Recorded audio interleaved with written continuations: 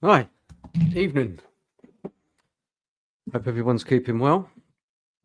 Just jumping on to do a bit of a match reaction of that game tonight.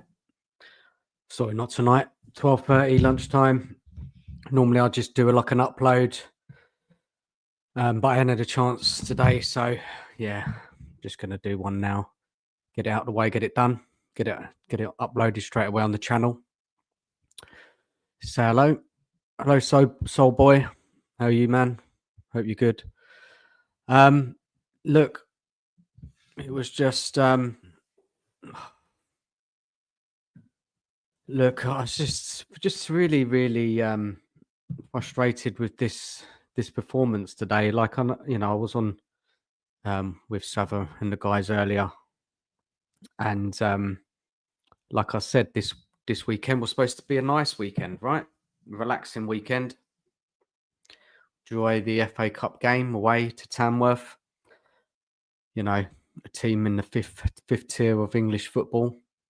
And yeah, it should have been like a straightforward victory, right? And a game where we saw youngsters mixed with some first teamers, give some players a rest for the game Wednesday.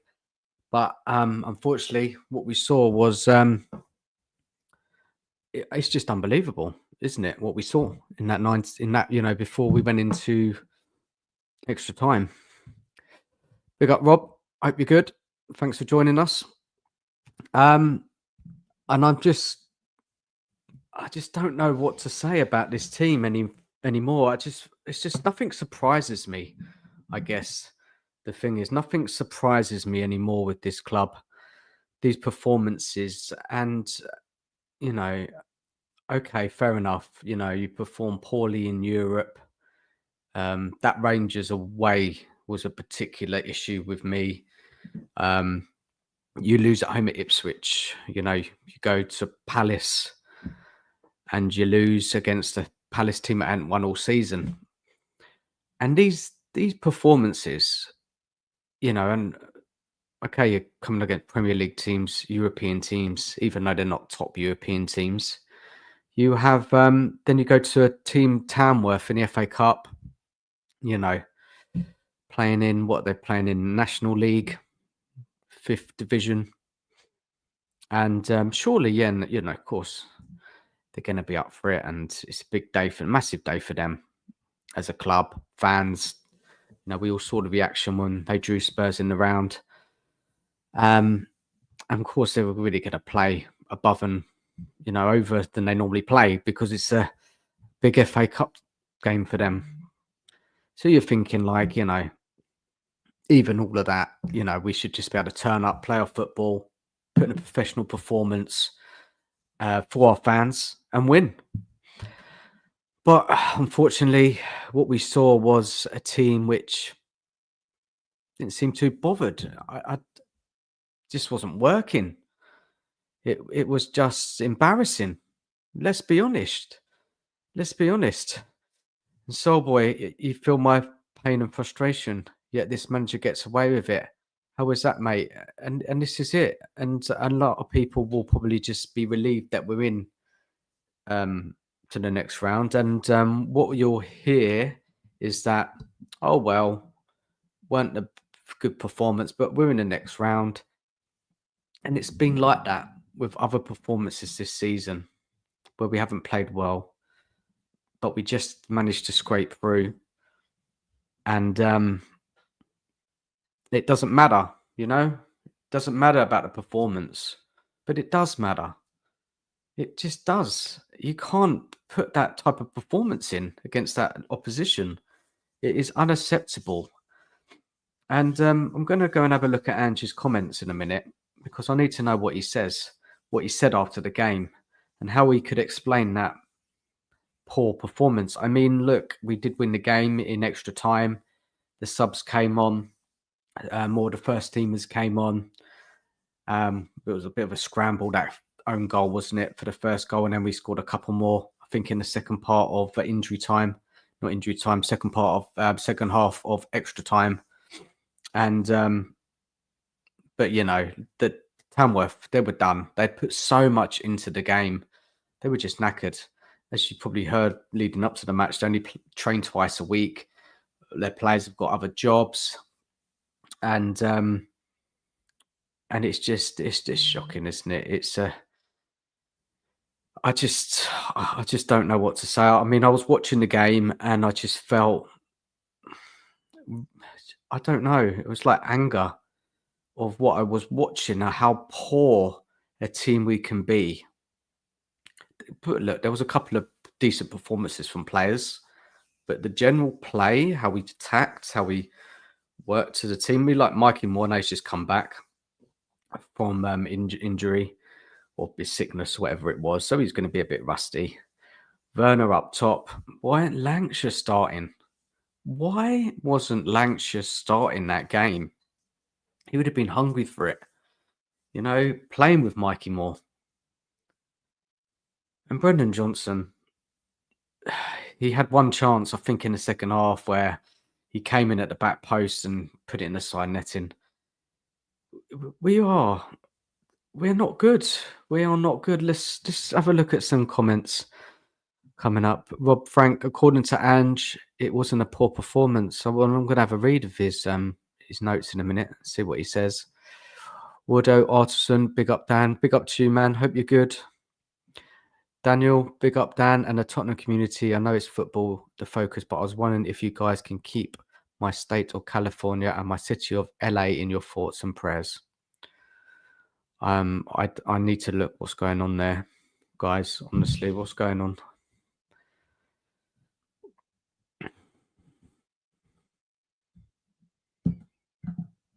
What's going on in California? I haven't looked at the news today. California.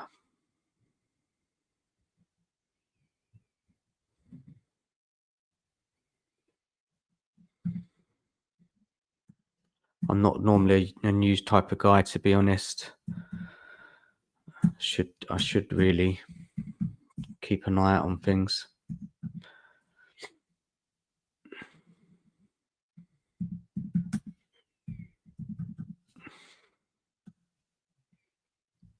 Wildfires. Oh my days. That's absolutely awful. Yeah, prayers go out to you, man. Is that where you're from, man? Is that where you're from right now? Is that where you live, man? I don't know, but that is truly shocking. And obviously it makes things like Spurs just about beating Tamworth not very important. But look, let's get back into the stream. I'll have a read up for that after. He says, appreciate you to you all. Lee, show your gloom down, embarrassing today, and I don't see us getting anything at Woolwich or Everton this week. We could be 15th in the league this time next week. Yeah, it's not good. It's not good. And Daniel confirming the battling wildfires. Yeah, it's truly shocking now. Just seeing some images on my laptop.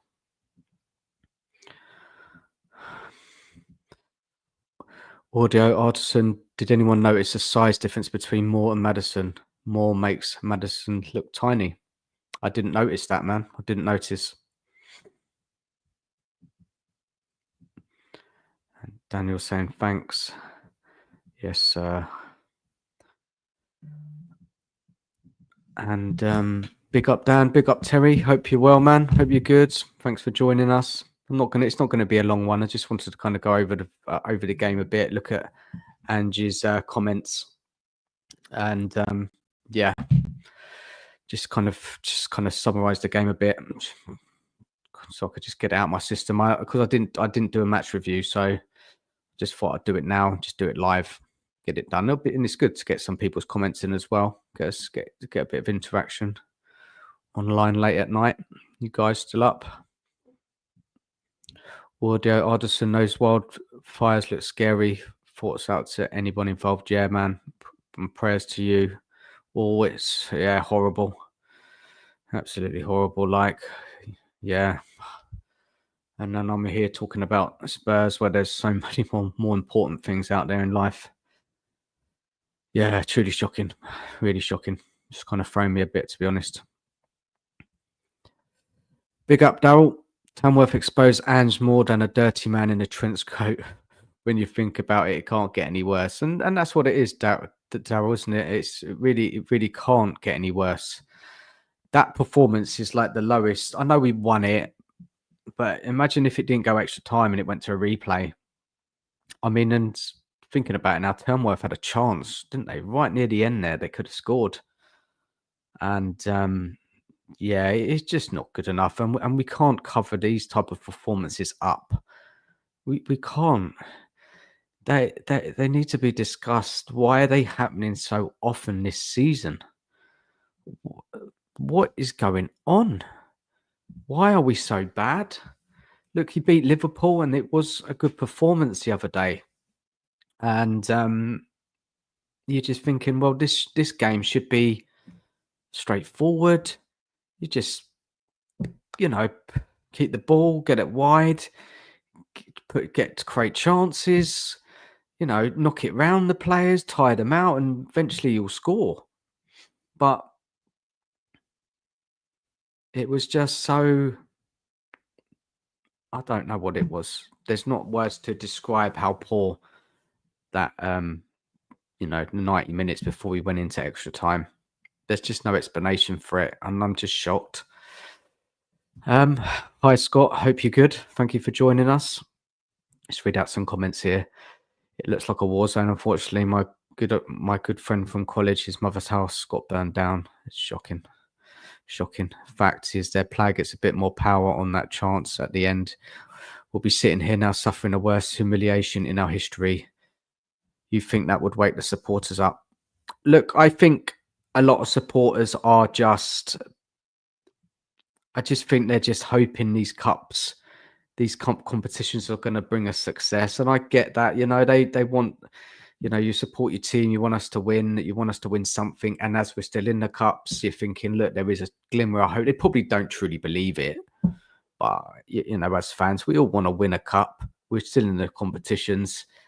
There's always a chance. But if you just watch Spurs play week in, week out, and you see these performances, and, Ange not adapting, players out confident, like Jed Spence today, surely he should have come in at right back, Porro rested. It just doesn't make sense. Like, why didn't Dorrington start at centre back? You could have Gray in midfield. We could actually see him in midfield. And no, and Werner up front. Why didn't he play Lancashire? I just don't quite get it. Just don't quite get it at all.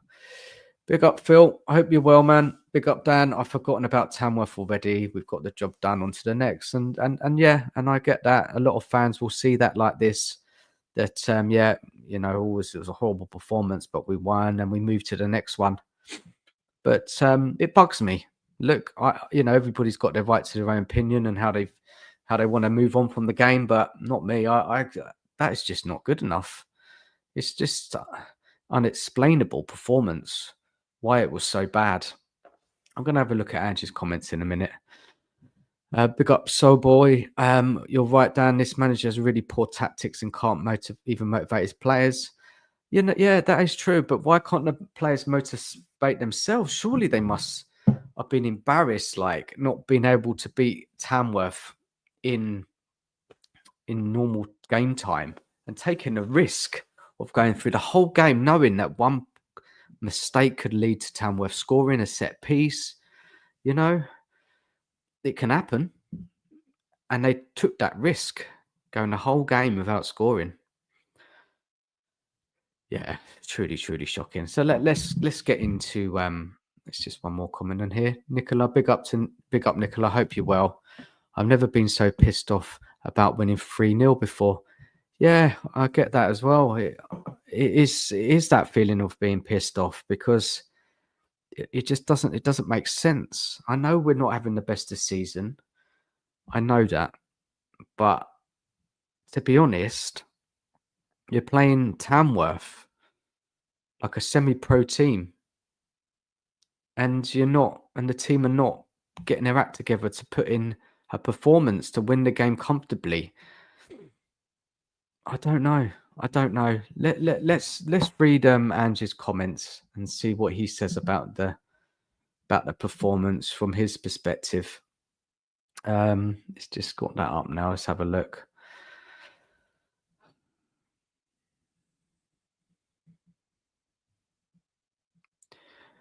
He was asked, "You must be pleased with the way your team stuck at that." Well, firstly, credit to Tamworth. I thought they gave everything and gave a really good account of themselves. We knew it would be a challenging afternoon for us with the surface making it really difficult for us to play in the manner we wanted to. But I thought we train on them type of pitches. Why is the surface an excuse? Anybody in the chat think this is any reason?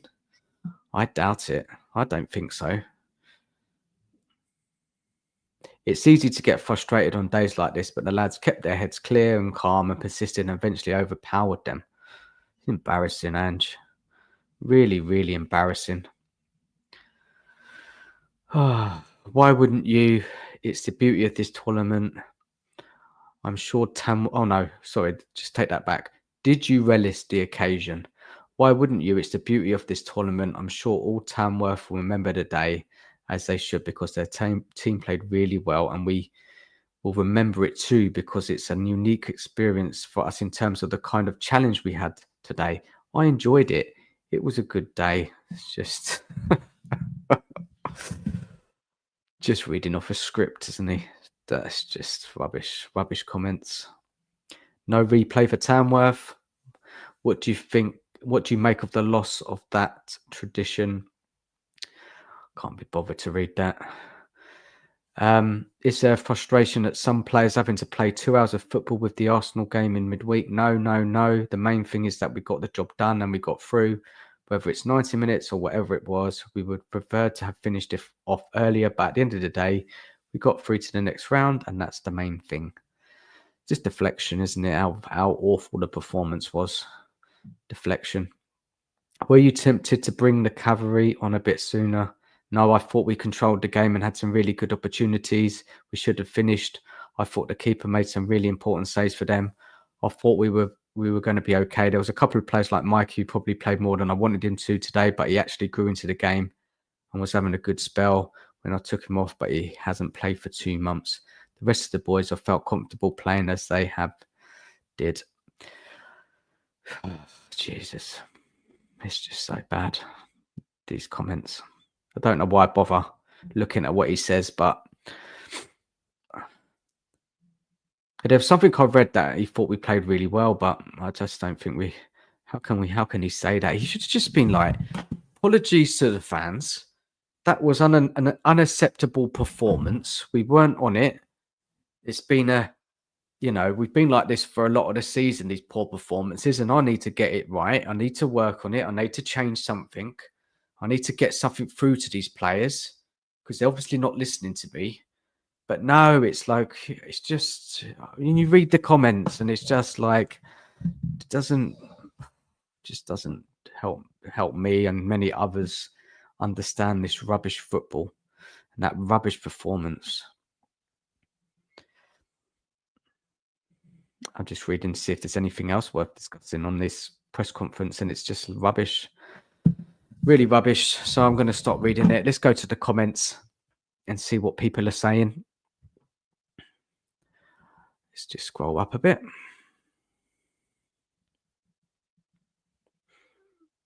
Okay, here we go. Werner should have never started for us again, but he will. Yeah, I don't like him. I don't like Werner. He is really, really bad, and he shouldn't be playing in this team. He just shouldn't be. I don't know what Ange or anybody thinks. It's the point. Play youngster.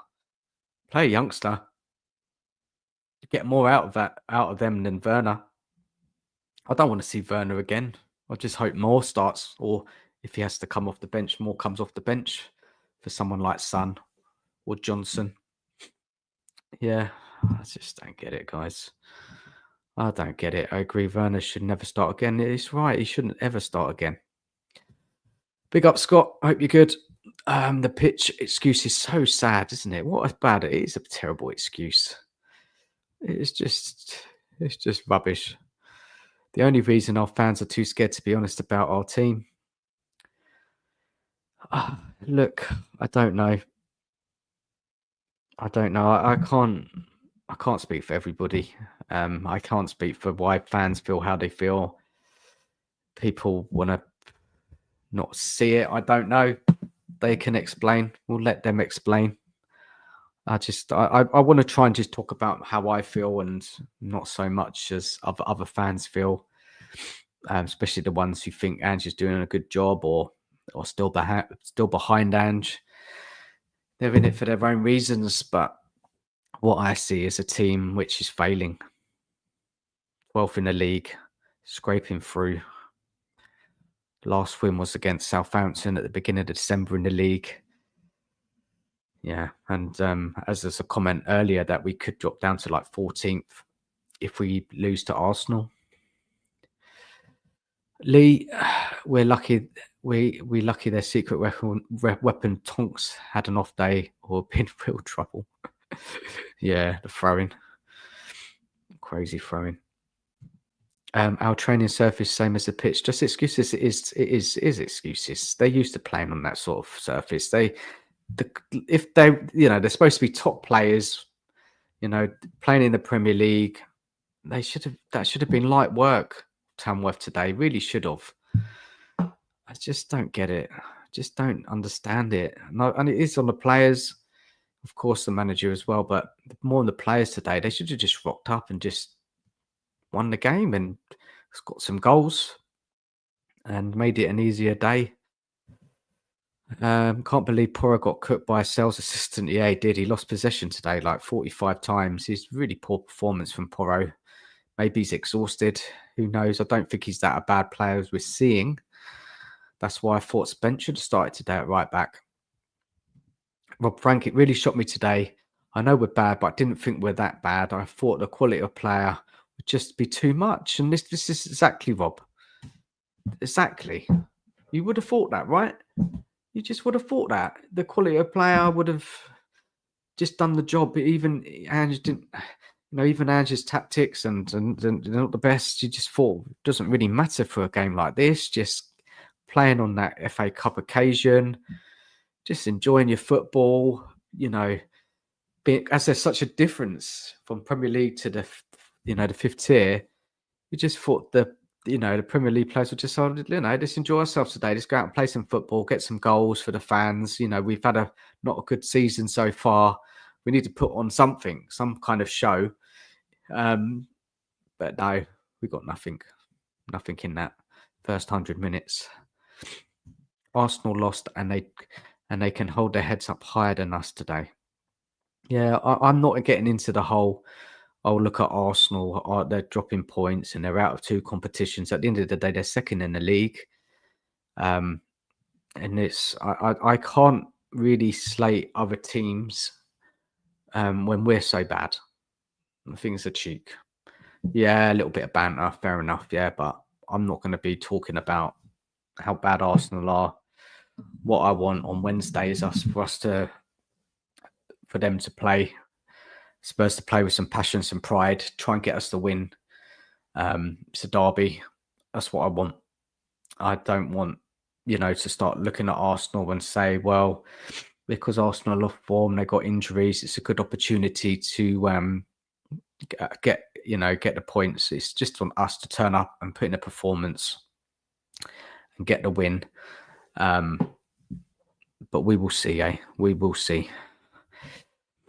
Arsenal would have dispatched Tamworth easily. Every team would have dispatched Tamworth. It's just us. We seem to be able to struggle with these sort of, and it's the low block, isn't it? It's our forward line. It's just not good enough. The low block, we've been struggling all season. Any low block, any team that plays a low block. We are Spurs TV. That performance was 100% unacceptable. It was. That's what I've been saying, man. 100% unacceptable. Rubbish. His comments are as embarrassing as the performance they are, Scott. I don't know how we put up with it. I don't know how anyone puts up with his comments, which just don't inspire you at all or give you any confidence or ah, and Jay, that guy. I'm really not enjoying sporting Spurs right now. I just can't. I can't get behind any of it. I really can't.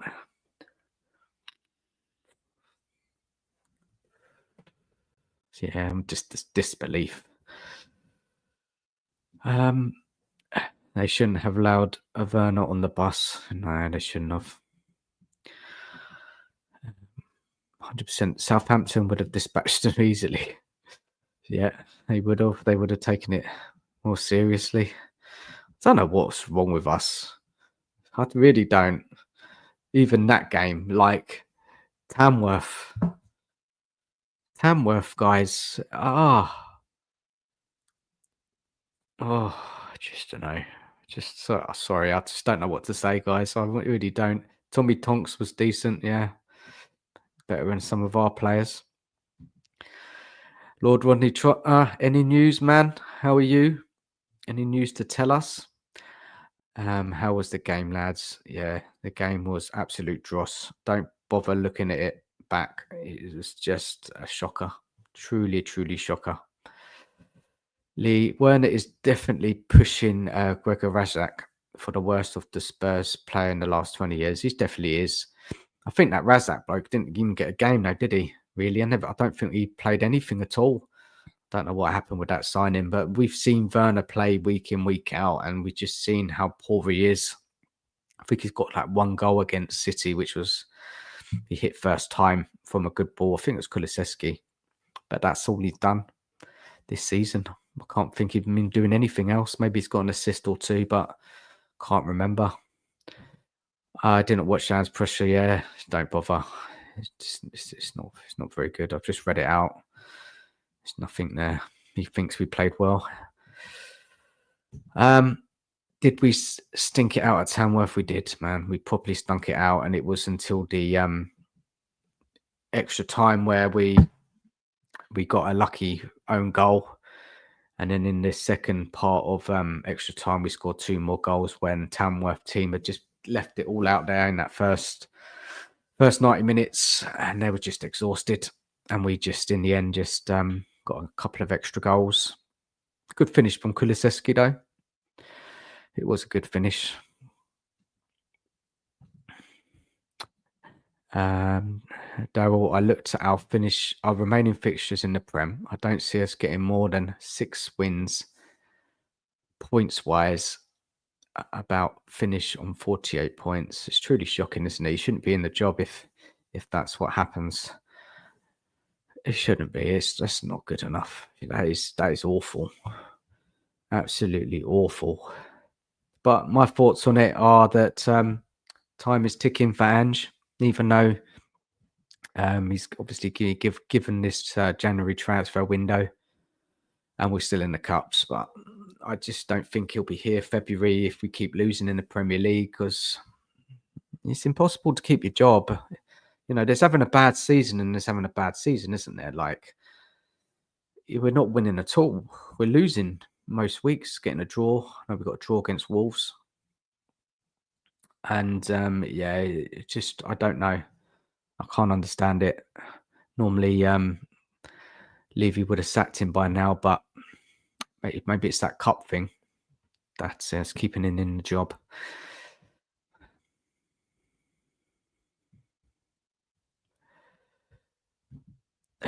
Scott M. Exactly, Dan. Hard to ban Arsenal with our results. You can't banter Arsenal. You know, you can't. Even Man United now, you can't banter them because they're starting to pick up some points and putting some performances to get results because their manager is changing things, making them harder to beat. And that's what we need. We need to start, be harder to beat, pick up some points, win some games, and that starts Wednesday. We need to get something from that game because otherwise we're going to be pulled right back down that bottom of the league.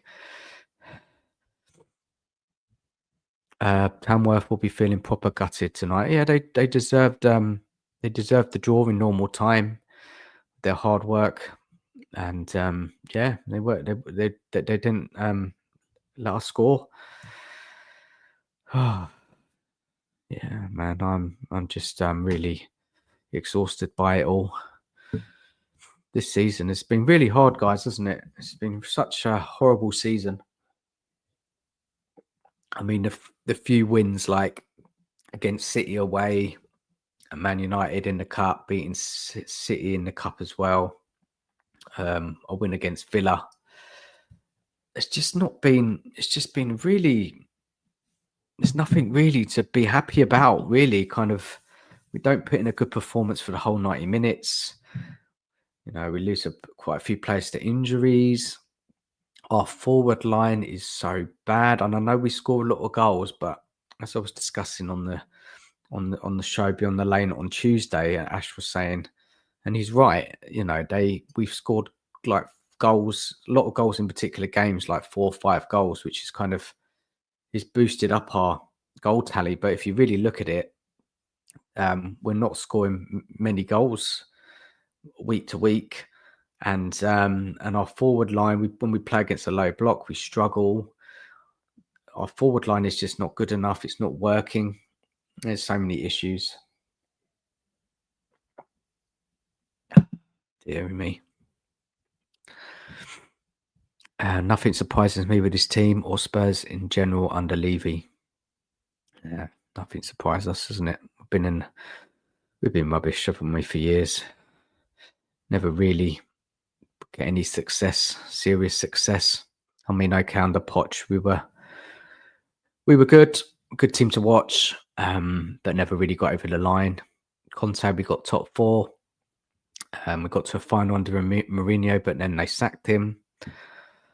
Yeah, pressing stuff, guys. I'm buzzing down. Just got home from the hospital. My baby boy is beautiful. Congratulations, man! But that is some good news in this tough stream. I don't know if that's your first, but if it is, you know, enjoy your new baby. You know, make sure you know, you really enjoy those moments. It's not easy being a dad. Having a baby is a lot of responsibility, but yeah, enjoy your time with your partner and your boy, and I hope it all works out for you, man. But yeah, massive thing, life changing if it's your first. Yeah, fair play to you, man. I hope you're good, and hope your partner's well as well, and the baby's all okay. Nicola Barnett scored 7 against Tamworth in 90 minutes, and we can't even score. Yeah, I heard that today. It's just unbelievable, isn't it, Nicola? Unbelievable stuff. And Lord Ronnie Trotter took it to extra time, and then hold on, a bit more comments here. That's a new low. It is. Some congratulations from Scott. If you did see the game, don't look at it. It was worse than you can imagine. Yeah, it was. Dan, do you think today's debacle will convince Levy to realise he needs to get his checkbook out this window, or are we serious trouble in the league? Well, you know, if we were going to do things right, we would be trying to sign some top players in this window. But the trouble is, it doesn't look like that's going to happen. What will Ange do with these top players anyway? Just Levy trust him with signing top players in this window? Who really knows what Levy are thinking right now? You know, really, it'd be better if we kind of let Ange go, bring in another manager, and let him choose some players to come in, his choice, what he thinks needed to get us through the second part of the season. But look, I don't know, Lee, honestly. Who knows what goes on in this club? Who knows? Some congratulations for Rodney. And Rodney says, it's the best moment of my life. Yeah, man. Massive moment. Guys, man, I'm really happy for you. Really am. A lot of congratulations in the chat. So it's really nice news, that, isn't it? Yeah, you said it's your first, man. So yeah, very, very special when it's your first as well. I'm not saying when you have another one, it's not. It's, of course, it's still special, but when it's your first and it's all new, bringing the baby home, it's yeah, a very, very special moment in life. Yeah, it's hard to, unless you kind of had kids before, it's hard to kind of understand that. It's amazing. Daryl, I broke this squad down with a fine tooth comb and it ain't great. Reading what strengths we do have, we don't blame to them. Yeah, very, very good comment that was. If you do break it all down, that we should be playing a different system to get the most out of these players. But Ange will not adapt. Ange is a very stubborn man. Very, very stubborn guy. He's not changing his principles. He's sticking to it. He says a lot, doesn't he? He stays behind his what's it called? Look, he's just sticking behind what he thinks, how he wants to play. He's not adapting. He thinks it's all going to come good at some point, pointing to injuries, pointing to be unlucky, pointing to lots of reasons other than himself for not getting better results in the league. He agreed with that transfer window. He didn't have to. We signed these youth players in the summer, but we don't see them. We're only seeing them out of necessity now because of injuries. It's not even like, a youth project, because it's not. It's just not. So you're just confused here. What is going on? That transfer window, I know I keep going on about it and I sound like a broken record, but it was a terrible transfer window. Lord Rodney Trotter, thank you, Dan. No worries, man. I hope you're good, buddy. Some comments, everything's perfect. Thank you, Scott. Congratulations. That's nice. Everybody being nice in this stream. Everybody talking to each other nicely is good. Audio, Artisan, I have a bad feeling we'll end up with Southgate if we sack Ange. But that would be truly awful, wouldn't it? Southgate in charge, eh? Cool. Him and Mason, I would definitely not want. And I think, what I'm hearing a lot of people talk about Spurs and the future, and that if Ange does go, that we'll be getting in another attacking manager, similar kind of, obviously they'll be different, but an attacking manager rather than a defensive coach. That's what I'm hearing. Who knows if it's, who really knows what goes on with this club? We're just, just such a disappointing club.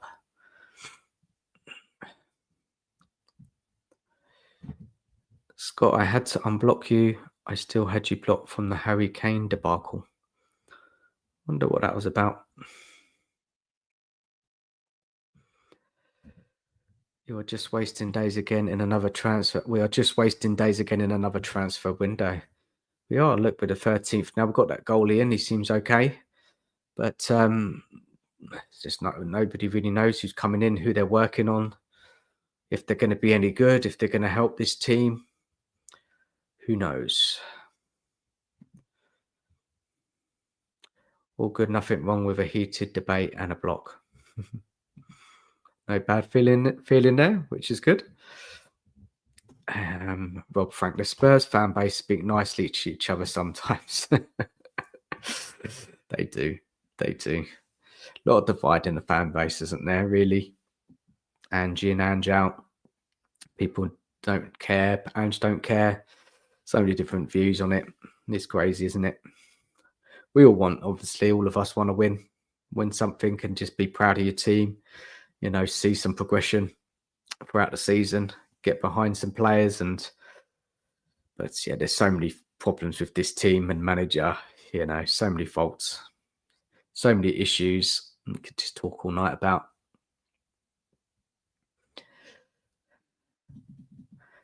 Soulball thinks Mason would do a better job. Some think they do. He's got a better win rate, isn't he? I think.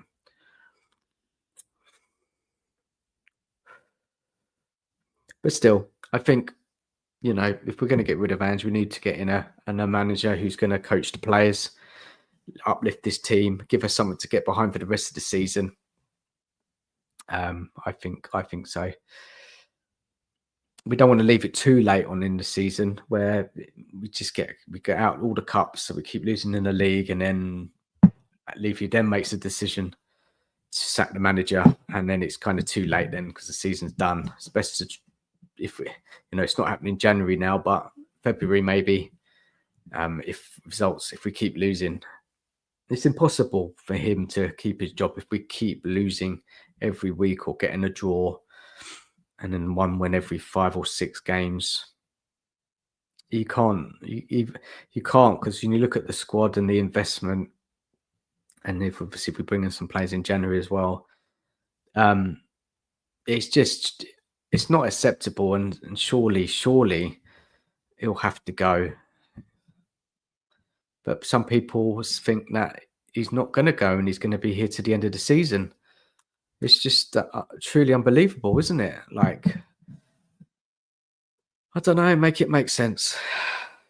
Like I've said the other week, that maybe Levy's just taking a different approach this time and giving a manager time. He'd never done that before, especially when the team's underperforming and not getting results.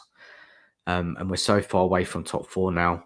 And that's normally Levy's trigger point when we're that far away from top 4. That he starts to see that slipping, then he makes a change and makes a decision. But it's different this time. It is different. What does he see in Ange that we don't? Well, Frank, personally, I blame my brothers and my dad for making me support Spurs. Look, my dad's a Spurs fan, and I took supporting Spurs from him, but I don't blame him. He support Spurs. I have all my life, and we have had some. I mean, what you talk about good times, like I find that the older I get, the less patience I get, and I think I'm like that in life generally. I don't know if you guys feel like that. I don't know how old you guys are, but the older you get, the less patience you get, and the more Spurs don't win, the more impatient I get.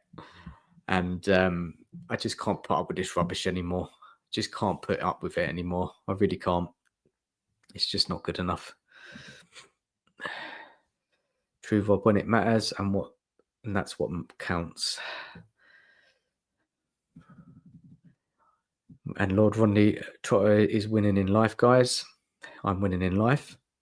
Nicola, if Southgate becomes our next manager, it'll be your fault. He jinxed us. Dan, I'll fill you in on the WhatsApp. Thanks, man. Cheers, buddy.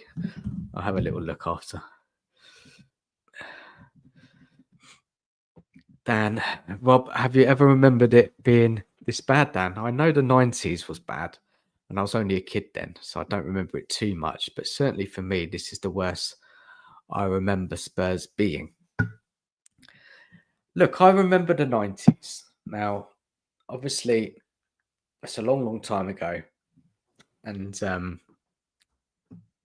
we weren't good in the league, but we're always known for being a cup side, right? Always a cup side, and I think when you're young, I wasn't so into it like I am now, like where football's everywhere, isn't it? It's all over your phone, social media. We've got YouTube, all the games on the TV. Back in the 90s, if I'm right, it was the beginning of the Premier League. I can't remember exactly. Was it 92, 91 possibly that the Premier League started, and then Sky Sports, and you could watch the games. But like we were bad. I think it was like Jerry Francis days. Then we had the Aussie Art Dealers, the famous 5 with Dumitrescu, Popescu, Nick Barmby, Teddy Sheringham, Klinsmann. And I remember it was a lot about the newspapers then, wasn't it? Like getting a morning paper after a game, looking at all the news articles from the paper. It was less on the TV, and obviously internet wasn't around then. It's different times, but if you look at kind of results wise and league table position, it probably is as bad as that period of time. And obviously that period when we had Ramos after we won the Carling Cup against Chelsea, then we hadn't won in 8 games, and then he was sacked, and then Redknapp came in. So that time, being that underperforming in the league, and then you look back to the 90s where we were never really good in the league. We were a very kind of average team, win one week, lose the next. But again, it's just so long ago, and I thought I probably looked at football a lot differently then. I was probably in the 90s. I was young, going out. Football probably wasn't such a focus of me, and I'd say in my later years that football is more of a focus. So it's different. Interesting though, very interesting conversation about kind of life and football.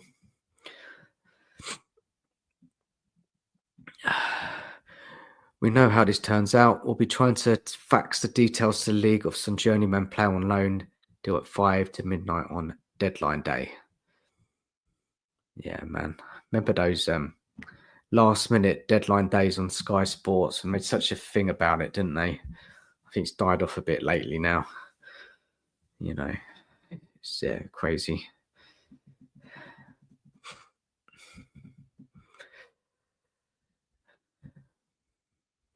I saw the team that went down in 77. I really think this squad is weaker than the one we had then. So Lee, I saw this team. So you're a bit older than me, Lee. Yeah, you're worried. You're worried, man. People say, "Oh, we won't get relegated. There's 3 worst teams." They are. I don't think we'll get relegated, but do we really want to be in that position, to be in that fight under Ange? We should never be anywhere near it with the squad that we have. Yes, there are problems.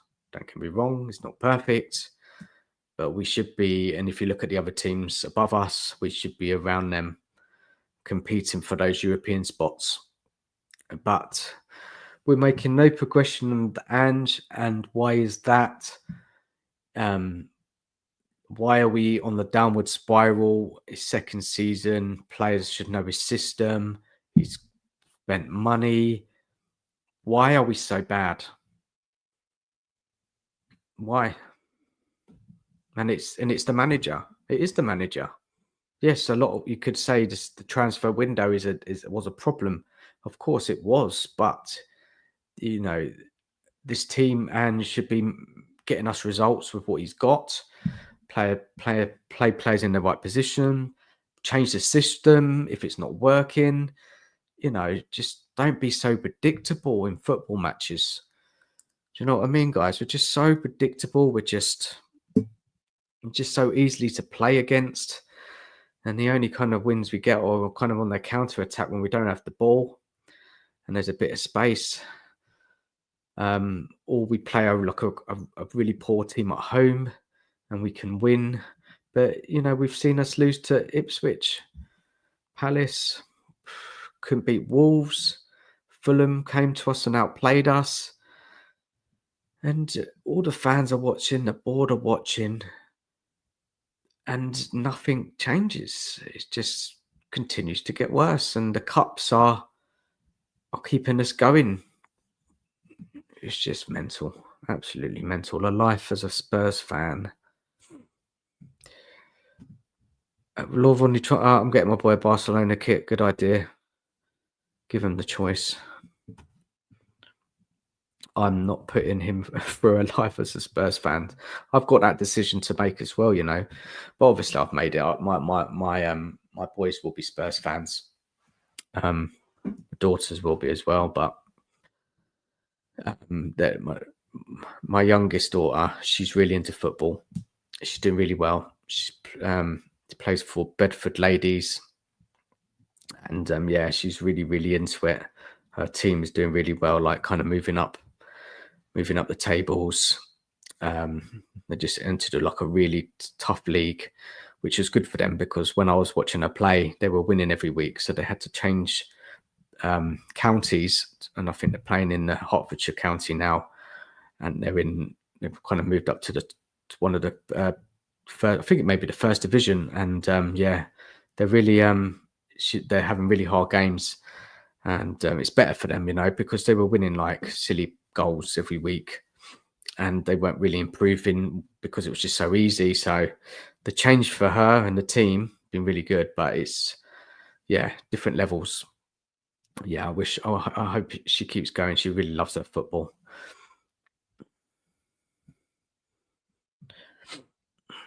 And my sons are too young really to get into it. We got Michael. Hope you're well, man. How are you? How are you feeling after that rubbish today? There's no Tottenham away tonight. Lee Richards, Fab Barcelona kit and great club. Fantastic performance today against those scumbags from Real. Oh yeah, I heard that. Big result, eh? Big up, Amin. And masterclass. What a manager. We beat the mighty team, Worth FC. The Ange team is flying. Next, we play Aston Villa on the 4th round away and watch how Ange team destroys the villains. This is the sort of season, isn't it? Where we kind of do pull out a win, the odd win, when we don't think it's going to happen. I don't think we're going to get anything at Villa. I just don't have confidence in this team at all. And I just can't keep my hopes up for anything. Sorry, guys, if I seem tired, sleepy, lack of energy. I'm just knackered. I should be going to bed soon. But I just wanted to come in and just do my match review, but because I didn't do an upload earlier, I'm just kind of coming and chatting to you guys. A lot more interesting than doing a match review where all I would be doing was just moaning anyway and complaining. It's just what it's like at the moment, isn't it, about the teams? It's a lot of moaning, complaining. It's boring, isn't it? Really boring moaning about your team week in, moaning about Ange, moaning about the players, never thinking your team's going to win, just getting frustrated that nothing. What can you see this season from the team? What's going to get any better? I just can't see it. Even when we get players back, more games coming up ahead, tough games. That Wednesday one, I mean, guys, what are you thinking about Wednesday against Arsenal? How are you feeling about that game? Audio Artisan, I used to love listening to us on the radio. Jonathan, oh man, you're from my time. You're from my time, man. Same here. I remember at home, my mum used to have the radio on, and they were the days listening to football on radio. I remember those days. If I was out with my mates down the park or whatever, have a little radio, listen to the commentary at home, 3 o'clock games, Jonathan Pierce. Yeah, I so remember them days, man. They were the days, man. Different, very, very different. Following football back in that days, with the teletext as well. You remember that, guys? Crazy. Who would want to play for Tottenham after witnessing how we struggled to beat Tamworth? Yeah, guys. Who would want to come and play under Ange at the moment, seeing how poor we are and how poorly coached we are? Good. It's a good thing though. It must be an issue. Players wanting to come to Spurs because of we're not doing very well.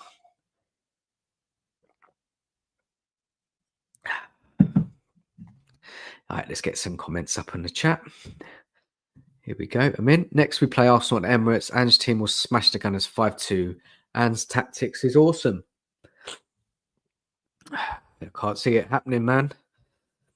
On the Savas Spurs review, they were saying possibly a draw. Could be a draw. I think possibly, maybe. But I don't have confidence. I think we'll lose. I don't think we're a good footballing team. But you never know. You never know. We will really see how bad Arsenal are when we play them, because we're not very good. And if Arsenal can't beat us, yeah, that they must be in a real bad moment. Look, Newcastle went there and beat them. They lost today in the FA Cup against Man United on penalties. They had enough time when they're playing against Man United with 10 men to get a winner, but they got no Saka, injuries, missed some chances. I think Havertz missed from a yard, something like that. They haven't got a striker. But we'll really see, how bad they are, if they're that bad. I don't think they're nowhere near as awful as we are. They're second in the league, only 2 Premier League defeats this season. Don't think they've lost in 10 games, something like that. Lee Richards, that is a damning indictment. That would be typical Spurs. Yeah, it would be. Yep, I'm an old timer, Dan. Over 15 years of Spurs. Fair play to you, man. Breaks my heart to see what this wonderful club has reduced to under these owners. They killed everything that used to be special about Spurs. And this is it. Like, you're a bit older than me. Not much, but you've gone through even longer. And imagine if I was. It's funny though, because my dad, he thinks of it different to me. He seems to be behind Ange for some strange reason. He's like, well, you can't keep sacking managers, and he doesn't seem to get. Maybe he's just given up. I don't know. He's still kind of positive about it. Not positive, but he kind of says, well, sack another manager. How's that going to help? Give a manager time. We've done the whole sack a manager thing year in, year out. Doesn't get us anywhere.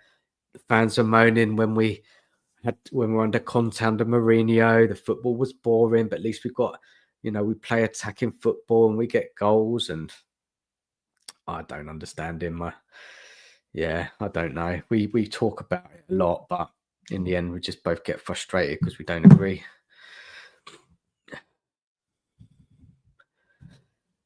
Rob, Lee Richards, Rob Frank, indeed, Rob.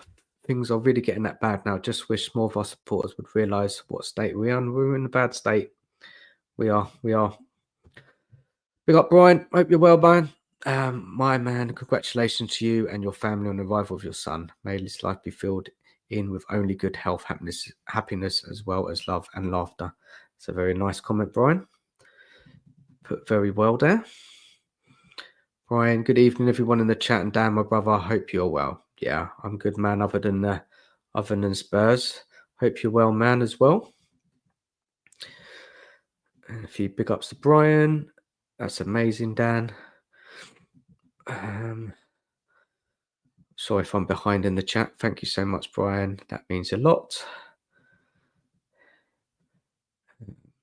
Evening, Brian. Hope all was good with you. Scott, we have no chance against Arsenal. Yeah, I don't think we have a lot of chance, Scott, to be honest.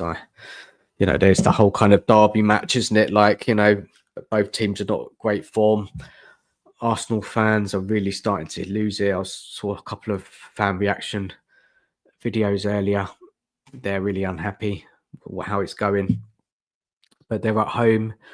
Arteta will kind of adapt his team a bit and change things up, whereas Ange just plays one way and one way only, unless forced into playing differently. We don't have possession, and then we kind of have to counter, getting with space in behind. A few big ups for Brian. Guys, thanks you all joining us tonight, having a late night chat about Spurs. Nice. Thanks for all being here and commented in the video. Appreciate it. Keeping me talking, because I haven't really got much positive to say right now. That was a terrible performance. Arsenal ain't lost in 10 Prem games and not in meltdown. I know. This is the difference, isn't it? Like, we ain't won a game in the Premier League since the beginning of December. But those kind of cup games has helped many fans be positive in some way. Lee Richards, my good man. Long time no speak. I hope you and your family are well. I'm in. Ange's tactics and team will beat Arsenal and Emirates convincingly. Arsenal 2, Spurs 5. We have a terrible record at Emirates, so I'm not really confident. Yeah, it's not the best, is it? Back now, when we got something was under Pochettino in the cup.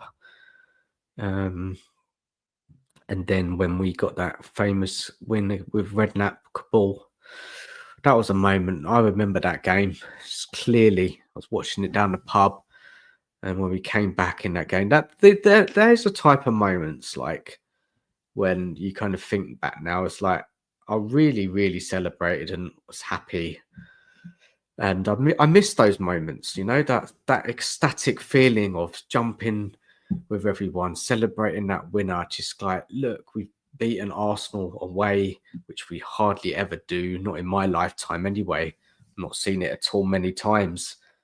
True, and it was that kind of time when it was under Redknapp and Arsenal had such a better team than us, but we just pulled it off, didn't we? And yeah, made amazing memories. You know, and this is what football's about, isn't it? Really, you know, those kind of special moments. And I've lost that this season. There's not been that kind of excitement. I've lost it, and it's just because of just not seeing where we're going. Just such a frustrated fan. Ange is one of the greatest managers in the world football. He's actually in the top 50. I saw a list the other day. Nicola asking, Brian, how are you after your performance? Too many other fans are well beaters at being Ostergaard. Sorry if I pronounced that wrong. Ostergaards or Osterriches. Apologies. It's my dyslexia there kicking in a bit. Tottenham Hotspur doing things the hard way since 1882. I mean, we will win the Carabao, FA, and Europa. Trouble is it? I think you're on a funny one today. I mean, you're on a funny one. You're making me laugh. Are you sure you're not someone else?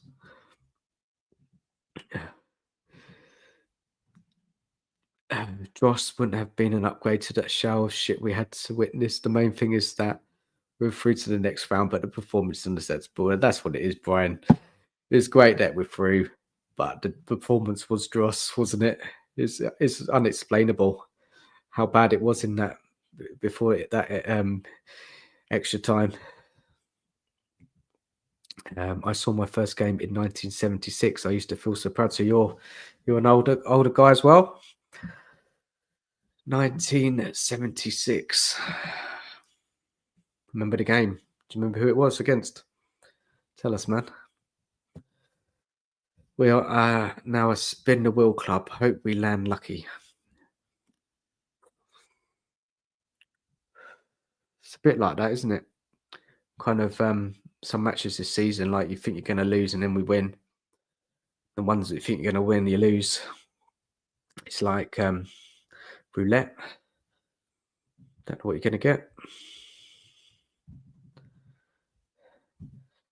Soulball, I was born in 1979 and completely agree with you. It's become a chore and a habit to watch Spurs now.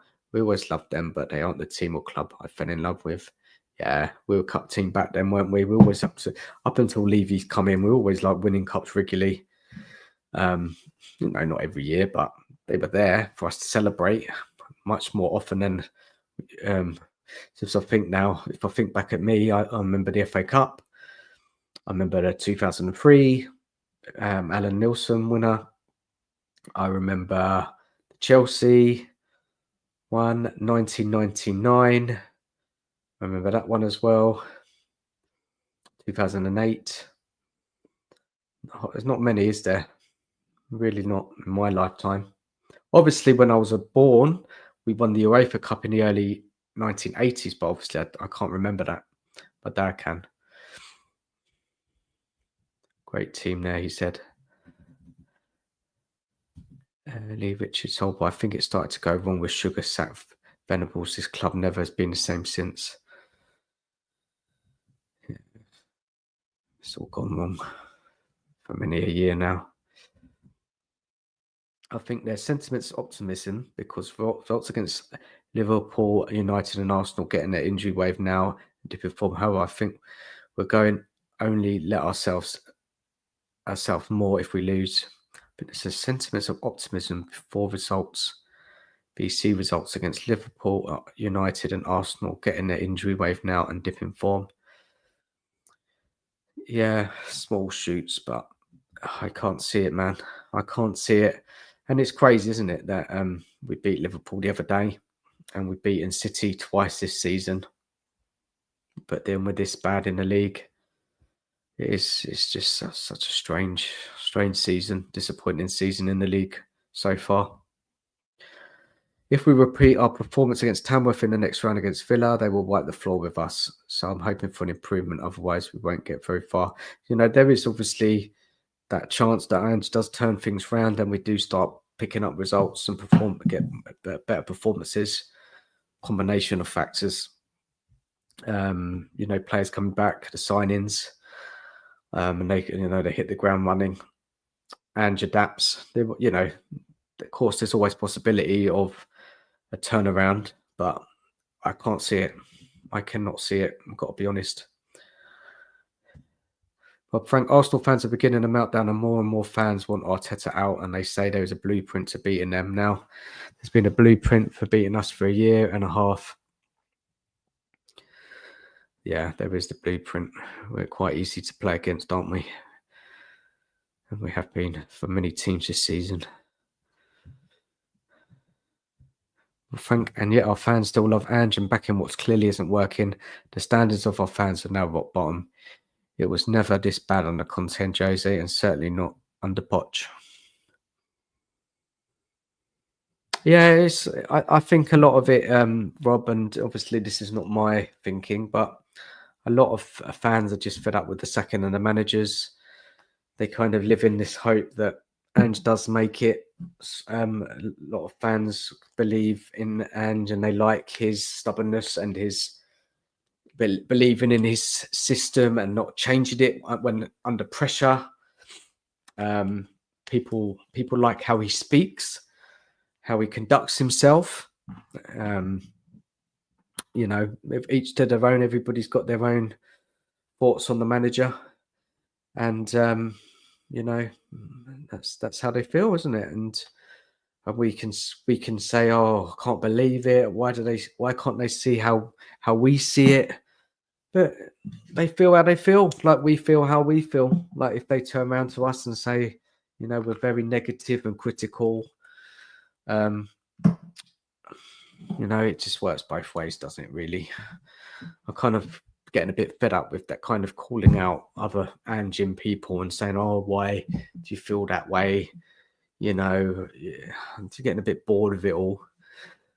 I can't be bothered. If I'm unhappy about the team and the performances, I will say how I feel, but I won't say so much about how other fans feel because it just doesn't help. I just don't think it helps. Like calling out other fans, we're just not good.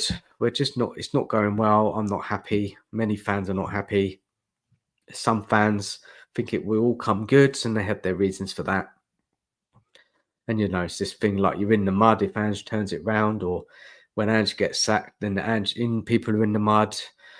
It all gets a little bit childish, doesn't it? Really, when you think about it. But I think you get so frustrated watching Spurs, and you just kind of you let out your frustrations in different ways, and you call people out, call manager out, call the players out, call the board out, call out everybody because you're just so frustrated with how the team's performing and inconsistencies and not understanding why the manager doesn't adapt or change things up. What's the plan with the club? So many issues. Bob Frank, and yet our fans still love Ange and back in what clearly isn't working. The standards of the fans are rock bottom. It was never this bad under Conte and Jose, and certainly not under Poch. Yeah, sorry, I've already read that one out, I think. Yeah, Sorry, getting tired now, guys. Lee, let's see, Lee's saying about Arsenal. Seriously, dreading Woolwich Wednesday. Yeah, sacking Harry was Levy's biggest mistake, Dan. I really felt we got our Spurs back when Harry was in charge. Yeah, they were great years, weren't they? They really were. And if the board had backed Redknapp when when he asked for those players in that window, you really never know what could have happened. But again, it's the board failing manager after manager. But they were good days, weren't they? Some fantastic moments, weren't there? Like the Champions League, the Bale, Gareth Bale in the Champions League, some good wins over Arsenal and Chelsea, and we're getting into the top four. We did have that really horrible semi-final against Portsmouth, didn't we? Where we all thought we'd get to the final, and I don't know what happened that day. But then what I remember is that then after that loss, we kind of picked up in the league and we beat like Arsenal and Chelsea in a row. And yeah, it's great to beat those teams. And that football we played under Redknapp, Aaron Lennon, Bale. Yeah. Good memories. Defoe, Crouch, Van der Vaart. Yeah, good days, man. And I think that was the end years of King, wasn't it, as well? When he couldn't train and he just played the games. Oh, they're good memories. Good memories, eh? You'll never forget them. Brian, I'm actually over the moon. We got a Premier League team as they at least will turn up, as opposed to being cocky and arrogant, thinking that we just turn up and win. And yeah, maybe there was that today, Brian. That they just thought they could rock up and just win easily, but we're just not good. We're just not a good football team at the moment, and we've really struggled. It's embarrassing. But yeah, I think you're right, Brian. I think we will put in a better performance against Villa. Doesn't mean we'll win, but it's a little way away. It's just under a month, that game. I think it was around the 8th of Feb. Yeah, the week after the second leg against Liverpool at Anfield. Scott M. Well, Frank, it is crazy to see Arsenal fans demanding Arteta out while our fans treat Edge like a god. Weren't some Arsenal fans protesting today? I'm sure I saw they're protesting about Kroenke. I don't know if that's 100% right. I think I saw something on X.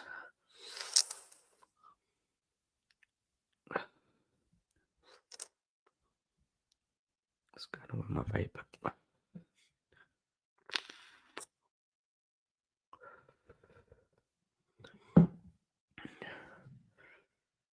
And Scott says it shows the differences in levels between fan bases. Yeah, it certainly does, Scott, doesn't it? Certainly does. Nicola, hopefully we will turn up against Villa because we never turn up against the smaller teams. True. Spot on, Lee. And then again with Poch. Why Levels sacked Mourinho and Conte? I'll never get on board with. Should have let them do their thing. Win some trophies, steady the ship, then go and get a Redknapp. Yeah. Dan, do you want some company? Why not, Brian? Why not? Let me just send you the link, buddy. Come on for a bit. We'll go on a little bit longer. Oh, dear. Bit of lift me up a bit, man. Bit tired now. Hold on a second. Invite guests.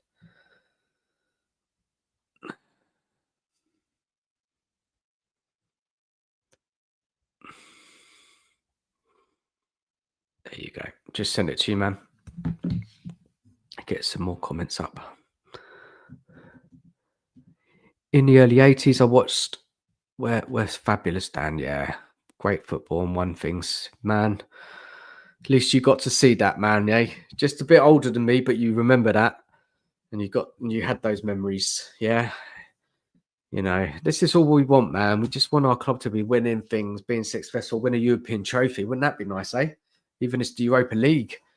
Yeah. Wouldn't that be fantastic for us all, getting that a European trophy? Just need to get a manager in who can do that and deliver. This board as well, we need them gone, but God knows when they're going to sell up.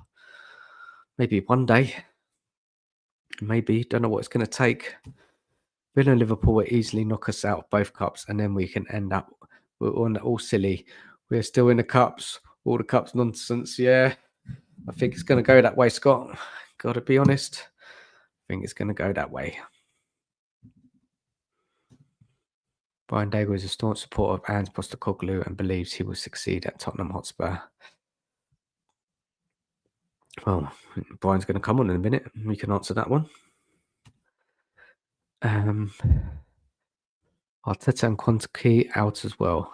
Big up, Angus. How are you, man? How are you feeling after that? How are you feeling recently as well? The last few games, man. What's going wrong? What is it in your opinion? Hello, Brian.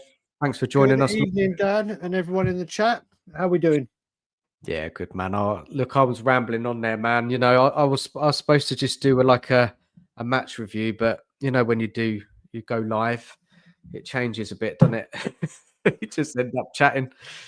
Yeah, listen, I'll tell you both. So first of all, big up today. Listen, Spurs have won, but today, more important than football, Lord Rodney Trotter has become a father for the first time, which is just absolutely fucking unbelievable. Congratulations to him and his family, his partner, everything. That is the key takeaway of today. Another Spurs fan bringing, unfortunately, another Spurs fan into this world to have to take this pain. But he's getting him a Barcelona shirt, Brian. No, he said. Glory hunter. Don't blame him. But yeah, like I said, I saw you on, and I was like, Joe, what? Let's come and speak with Dan and everyone in the community. Well, Scott, if Brian joins, let me know. I can send him some ideas of tourists. He can. He's a funny man. He's got him. But yeah, today, what can you say?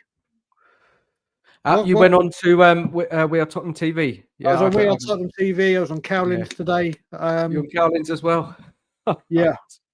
I thought you'd have enough of it now, Brian. But you're still there. No, you know what it is. I've said to people like Scott M knows as well. I am so drained of it all. I am so drained of having the same conversation over the same topics over and over again. Yeah. I'm sick and tired of people saying they're going to do things, they want change, they want this, but aren't willing to put in the hard work to do it. I'm sick and tired of this fan base just going at each other and at it non-stop. You've got someone in here that I saw, Amin Korea, or whatever his name is, just decided to put in for no reason whatsoever that I'm staunch Ange and think he's the man to get success. I've stood by the manager like I have every single one of them for my entire life. Do I think Ange is doing things wrong right now? Absolutely. Yeah. Do I think he needs to change his style of play if he is to stay? Absolutely. But am I sick and tired of managers coming and going and then in 18 months being back to where we are? Yes. But every single day we hear the same subjects, the same topics, the same excuses, the same, just over and over again, just reworded. And it's how draining it is. Do you know, Brian, the draining word, I'm with you with that because I feel drained by it. I went on Savas' show earlier this evening and it is just so everybody's moaning. It's a moan shop. We're all complaining, all moaning about the same thing, and it does get exhausting. And but what do you do, man? Results are not good. Performances are not good, other than the few of those cup results. And it's hard. It's hard times, and you have to ride through it. We've been like this for years, Brian, haven't we? To be honest, with lack of success and winning a trophy, and we're so used to it, but it doesn't make it any easier. It doesn't make it easier. I remember there's great people in here that I haven't spoken to for ages. Lee Richards being one of them, who is someone I haven't spoken to or seen for a long time in the chats because I've just taken a step back. I remember the 91 FA Cup final. The first trophy we ever won that I remember. I was 2, 3 and 5 when we won 81, 82, 84. So obviously too early. Yeah. I remember 1991. That FA Cup win started with an absolutely abysmal performance away at Bloomfield Road, beating Blackpool 1-0 with a Paul Gascoigne long free kick. and a Paul Stewart header. Ugly goal, ugly performance, ugly pitch. But we got through to the next round, and today was just getting through to the next round. And we did that. But then the main objective was to get through to the next round, which we succeeded by hook or by crook. Was it an embarrassing performance? Absolutely. Was it an acceptable performance? Most definitely not. Brian, can you get your head around it? Why it was just so inept? What was it?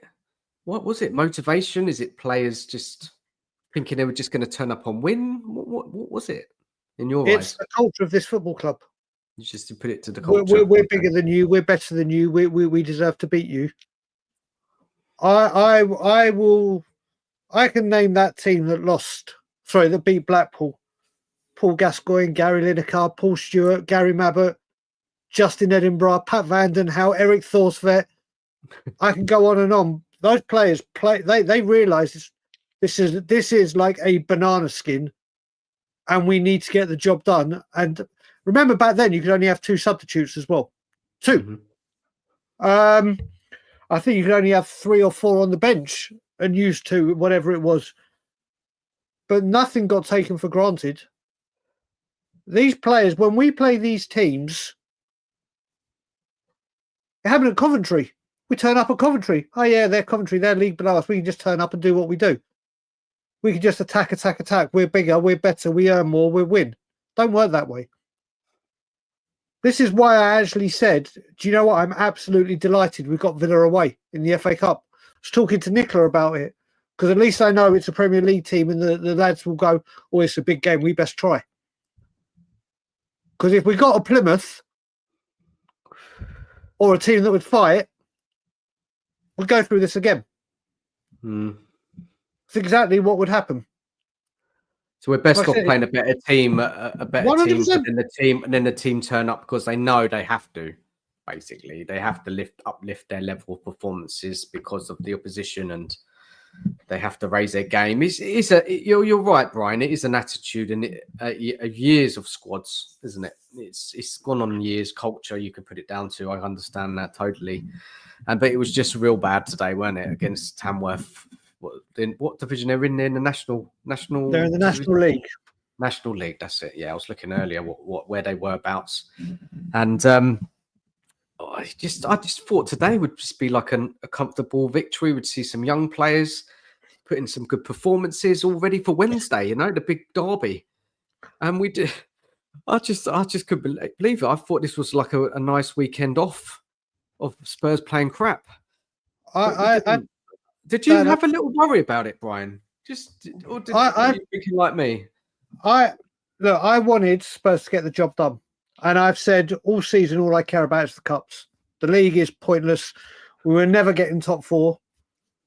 People were thinking 5th and 6th. Now we would struggle to get 7th. So the cups were all I wanted. And all I wanted to put all my eggs in the cup.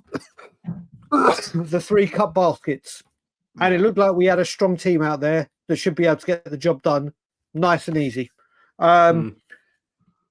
You've got Will Lancashire that I've got on record saying so many times he is given, as Postecoglou gives Will Lancashire a start away at Galatasaray, one of the most volatile, intimidating and toxic places you can play football in Europe, if not the world, and chucks him in at the deep end, which is kind of a sink or swim moment. He scored, he got sent off. Yeah. But he can't come on the pitch against Tamworth and only gets the odd minute here or there at the end of games when we've needed goals.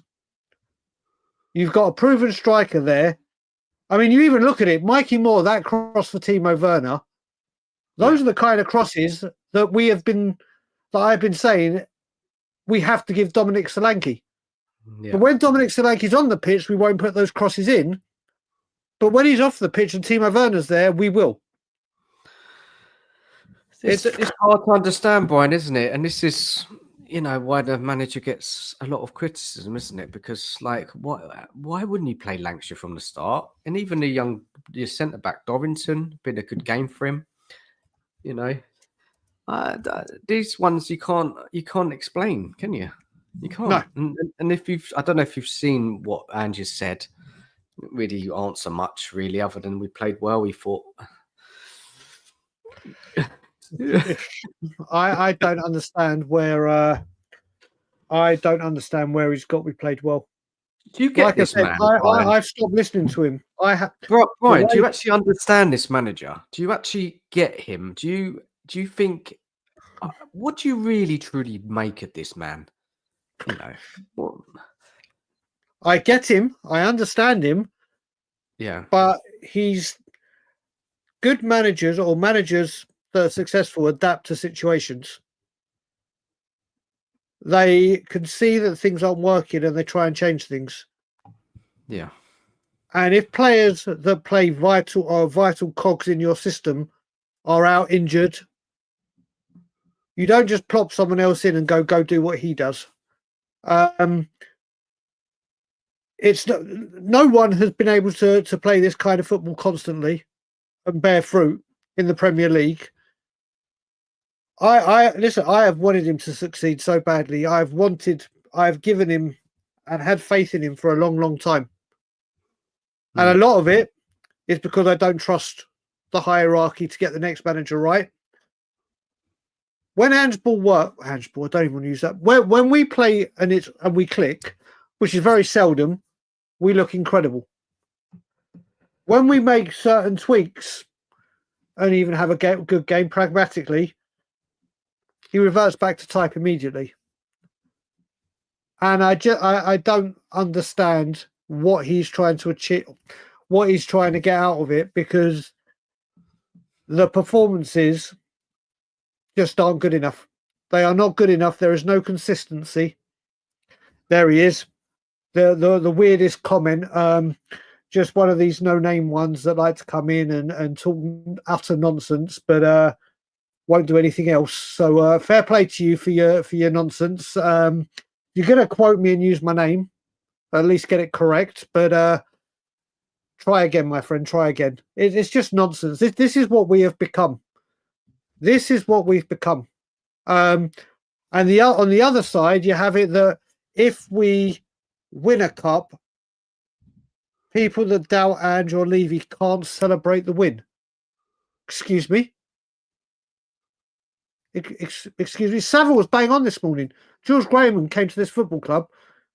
Every Spurs fan went nuts because of his Arsenal connections. Yeah. Won a trophy.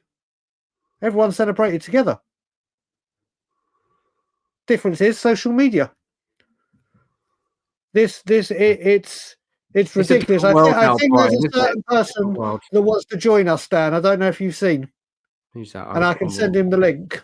I'm behind. Who is it? Stell. Oh yeah, of course. Send it. Right, let me send him the link. Yeah. Let me send him the link. Stell wants to jump on. I thought he'd had enough tonight, but fair enough. 1 second. Let me just forward this to him. 1 second. Forward. Stell, check your inbox in literally right now. We can all have a moan together. It's he's got it now. He'll be here in a second. Yeah, it's just so weird. This fan base, I've never seen anything like it in my life. Never seen anything like it in my life. But it is what it is. We move on. So divided, isn't it, Brian? So divided. Oh, divided was 2 years ago. This is like it's gone from being divided to being so many splinters. There's so many splinter cells. It's like, if Ange has a bad game and people go Ange out, the people that defend Ange to the hilt come out and like, how dare you say this? But then, if he has a really poor game, when we look, they have a go at people for bitching at certain times. But then when the times get tough and Spurs aren't doing well, they go hiding and a new cell comes up. Then it's the stop bashing tip. Timo Werner apparently is not playing well because because apparently, according to these people, he may be watching these shows or being sent these shows and the bigger channels and the bigger Twitter accounts, and it may hurt his feelings. This is a guy on 165 grand a week, and apparently people saying he's been playing poorly on social media is the reason for his poor form. There are so many people that see something and just think, right, how can I argue this with someone? People like myself and Stel, and I will continue to say this, have been doing what we do on YouTube for about 4 years now. I've been leaving out 17 years saying what I've been saying. Haven't wavered once when it comes to this ownership. Take all the heat and everything that goes with it. But then we've got so many people that chop and change and say one thing and do the other, or do one thing and say another. Even amongst chats, they'll say one thing in your chat, but then in another chat, they'll say something completely the opposite about. It is the most spineless, weak, toothless fan base in the Premier League. We want to be a big club, but we don't do anything about the standards dropping and falling further and further away. But it's okay.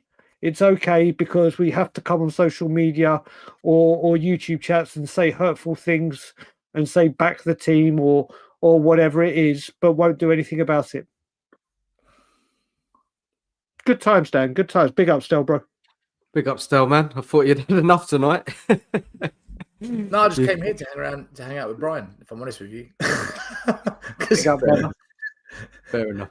Normally this time of night we have a phone call, but he's on YouTube, so I thought, do you know what? I'll just come here, seeing as you two are chatting.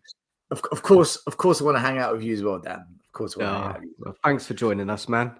You can man. have a moment with us together. It's just I only supposed to come on still just for a match review, and you know what it's like. You just end up chatting to the chat and having a moment. Do you know what's funny? Yeah, sorry, Dan. What were you saying? That's all right. You go. I think I've got a delay. I was just watching a lot of Arsenal fan content just now to see what's going on with that lot. Mate, the meltdown is on another level. Okay, I'll tell you what's funny. They said a lot of things that we say, but there's one big difference, right? So they said this cult that defends Arteta, and I'm thinking, I thought it was just us to use the word cult, the cult of Ange, but they've got the cult of Arteta. They've got the same thing, right? The way we spend our money, we've thrown it down the drain. Kai Havertz is shit. Mourinho's this. I'm thinking, oh my God, that's what we say about our players, right?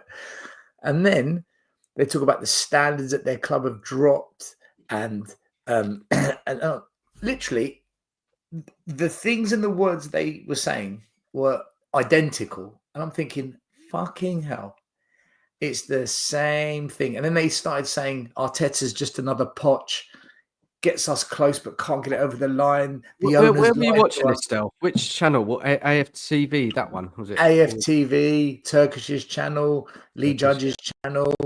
Just random. But wait, there's one. Brian, this is the best bit, right? So I've got to get this point in because it's key. And now they're saying that this transfer window, to not bring in a striker and to not bring in another winger, is criminal, and the entire fan base needs to come to the Emirates and protest against the Cronkies and protest against the owners, because at the crucial moment, we're not doing the business we need to get this over the line. Now, what's interesting is it's not one fan saying it, it's quite a few. And do you know something? If it gets to that stage, if they lose to Spurs or they don't beat us, they draw, and maybe they struggle in the Champions League and they have to go into the playoff games and whatnot, they will protest against the Cronkies. Whether they hate each other, love each other, have rival channels, kill each other, hug each other, use each other to make money online, or try and destroy each other, majority of them will take action against their owners. And do you know what? That's the key difference between the filth and us. It's sad, isn't it? They will take action for their club, whereas we will say, but we've never had it this good. Don't unsettle the cart. That's a key difference between two fan bases. And I was literally watching it, I'm thinking, do you know what? At least you guys have fucking standards, man. I genuinely, and I was listening to Brian talk, and I'm thinking, he's so right. What the fuck has happened to our club? Like, what has happened to us as fans? It's weird. Lee Judges, I actually love Lee Judges. I absolutely love him. He's a really nice guy, and I got a lot of respect for what he says and what he does. He even said at the beginning of his interview, it's the only one I've watched today, because I will watch him. I won't watch all the others anymore. He said he had to go for a walk to calm down before he did his interview. He's talking about if Man City finish above them, then these owners are back to where we started again. If that's their Arsenal standards. Man City could go sign 3 players like we knew they could, and they will start surging again. And they're like, if Manchester City finish above us now, we're ready to go. And like a few people in the chat have said, like Angus has said, like Stella said, Arsenal will do it. If it comes to protesting, Arsenal, and not only that will they do it, they know it works. They know it works. They would arrange. I still don't know to this day how they arranged it when they had that mass boycott, when people said, just don't go. There were thousands of them, and I mean thousands, that said, you know what, no, I'm not doing it. I'm not doing it. I'm going to go on this protest. I'm boycotting. I'm not putting my ticket up for sale. And they did it. Brian, because it happened at a time, because it happened at a time where Spurs were finishing above them. We took their top 4 spot, and we were knocking on the door of Champions League. We were knocking on the door of league titles, and they were looking at us thinking, how the fuck have they come from nowhere doing that? And the mighty Arsenal, 3rd biggest club in England, are behind them now. And I think that took them over the edge. Whereas for us, it's almost as if only relegation will get us to that place where we say, actually, hold on, we can't have this. We can't have relegation.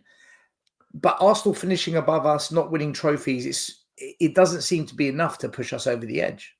Well, the stupid thing about it, Stel, is, and you and I discussed this on the phone this week or last week, people talk about how bad the 90s was, how bad it was. We won 2 trophies and we finished mid-table and sometimes lower. The lower ends of mid-table and sometimes just off relegation. Okay, do you remember the 90s and how bad they were? Well, if we win a cup and finish bottom half, that's exactly where we're back there. We're back exactly where they said, do you remember the 90s and how poor it was? It's true. It's true. We're right back there. Yet we've got this game-changing stadium, have had elite managers, and I'll go back to the 91. Comparing this FA Cup to the 91 FA Cup, like I said, we beat Blackpool. Then we battered Oxford with Gazza scoring 2, assisting 2. Then we beat Portsmouth 2-1 with Gazza scoring 2. Then we beat Notts County with Gazza scoring the winner. Then we had the semi-final where Gazza did what he did. Then obviously what he did in the final. Tell me one player right now in that Spurs team that you go, do you know, that guy can drag us single-handedly all the way to Wembley. Don't have it. This is why I don't think we'll win anything this season, Brian. I don't want to be Mr. Negative. I think at Anfield we're going to get taught a lesson, and I think in the FA Cup, I don't think we can beat the top 3 if they're in good form. And as for Europe, I said it when we were talking about this a month ago. I said, look, I think Ten Hag's going to get sacked. If they bring in the right manager, don't write off Man United. Amorim came in, first 3-4 games was shit, maybe 5. And fans were saying, you see what happens? Where's the new manager bounce if Spurs change things? And I said, yeah, you know what? There is no manager bounce. But we've seen other managers come to clubs and things change quickly. Like when we got Conte, things changed pretty quickly. Now, Amorim, he's adapted his philosophy and he's got rid of players that he thinks just are toxic or don't do it his way. And he's finding a way to get results out of a very crap team. We've got better players than them, but he's getting results out of them, or he's getting something. And maybe they're turning a corner. And I tell you what, the reason I'm mentioning this is I really don't want Man United in Europe. Over 2 legs, I do not want to play Man United. This season, we've had their number. We battered them at Old Trafford and we did them at the Lane. And the only reason they got goals at the Lane is because Forster was in goal, making an absolute dog's dinner out of it. But if Amorim gets a number out of this lot, I would not want to play them. And I said, this is my concern about Europe. Don't write off Man United. And it's not just them, though, still, is it? It's other teams that are tactically will be set up well against us, and managers and experience. Yeah, but you know what? Us and Man United, we don't really have good outcomes when we play them in the cup most of the time. I know we beat them well, but you're right though. Listen, I don't think we've got enough good players. I don't think the board have signed the caliber of players for us to win a trophy. And like Brian said, who's our magician? Who's the magic man? We don't have one. I mean, Timo Werner was striker today. What the fuck are we doing? Timo Werner was the striker. It's at least in the 90s we had Klinsmann and Lineker and Paul Walsh. You know, we had even Gordon Jury. I'll take Gordon Jury right now. Jukebox. Yeah, bring back Jukebox. Jukebox Jury, mate. So guys, we've basically gone back to the years of, you know, the 90s, but obviously without the trophies yet. And maybe the fan base, I remember those times, and just that's why they're just not so bothered, because that's what they're used to back then. I don't know, because there's new fans now, isn't there? Younger fans who have seen us play round the Poch and Redknapp, and yeah, it's surprising, isn't it? They just accept it that we're just no good. Dan, we're just average. Could you bring this comment up by Phil Coys at 1:13 a.m.? All right, because this is interesting. I hear similar things to like this often, right? And what's interesting is, so Phil's saying it's because we are nowhere near Arsenal in terms of trophies. Right now, I just want to focus on that sentence there. And he says we aren't at that level, right? In the 90s, we had the record for the most FA Cup wins. We were called the Kings of the Cup. When the FA Cup was drawn, everyone thought, please don't get Tottenham. Mm-hmm. Right. Now, no one gives a shit if they get Tottenham. It's no, whatever. So, we're nowhere near Arsenal now, but that wasn't the case. Something has changed at the club. We were the record holders. We were the kings of the FA Cup, man. Yeah. Something's gone wrong with the fan base over the last 25 years. There's been a shift up here. I don't know whether they've planted it in us or whether we see something that's fake, but we think it's great. But with a lot of fans, I think they've forgotten what Tottenham actually was. Tottenham was a big club, but we were known for our European nights, some European success. We were known for being a really good cup team. We were never known as a league title-winning side. But Europe in the cups, people didn't want to play Spurs. Teams didn't want to draw Spurs. Now, yeah, it's Tottenham. You know, it's the history of Tottenham, now they say. What history? The last 25 years. It's not the history, it's just the last 25 years. Sorry, Brian. No, mate, you're spot on. And do you know what? One of my friends put a picture up today of Gary Mabbott holding the FA Cup, saying FA Cup Day. And it's so weird. I saw that picture and I went, fuck me, this shows how long it's been. Because behind them, it was like, Jesus Christ, Diana was alive. And not only was Diana alive, she's still married to Charles. That's why I saw that picture. I was like, Jesus Christ. Like you said, we won that every decade.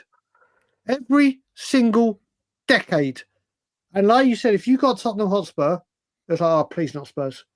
Just please not Tottenham Hotspur.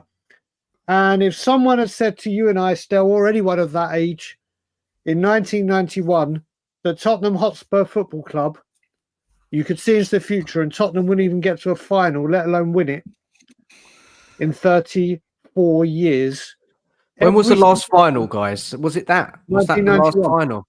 I mean, 1991. When we got knocked out. No, we got knocked out against Leeds with Daniel Amabloody-Catchy. I was at that game. Mate, I was there at Leeds. No, it wasn't Leeds. It was at Leeds. Yes, what I said. Daniel Everton. Sorry. Everton at Leeds.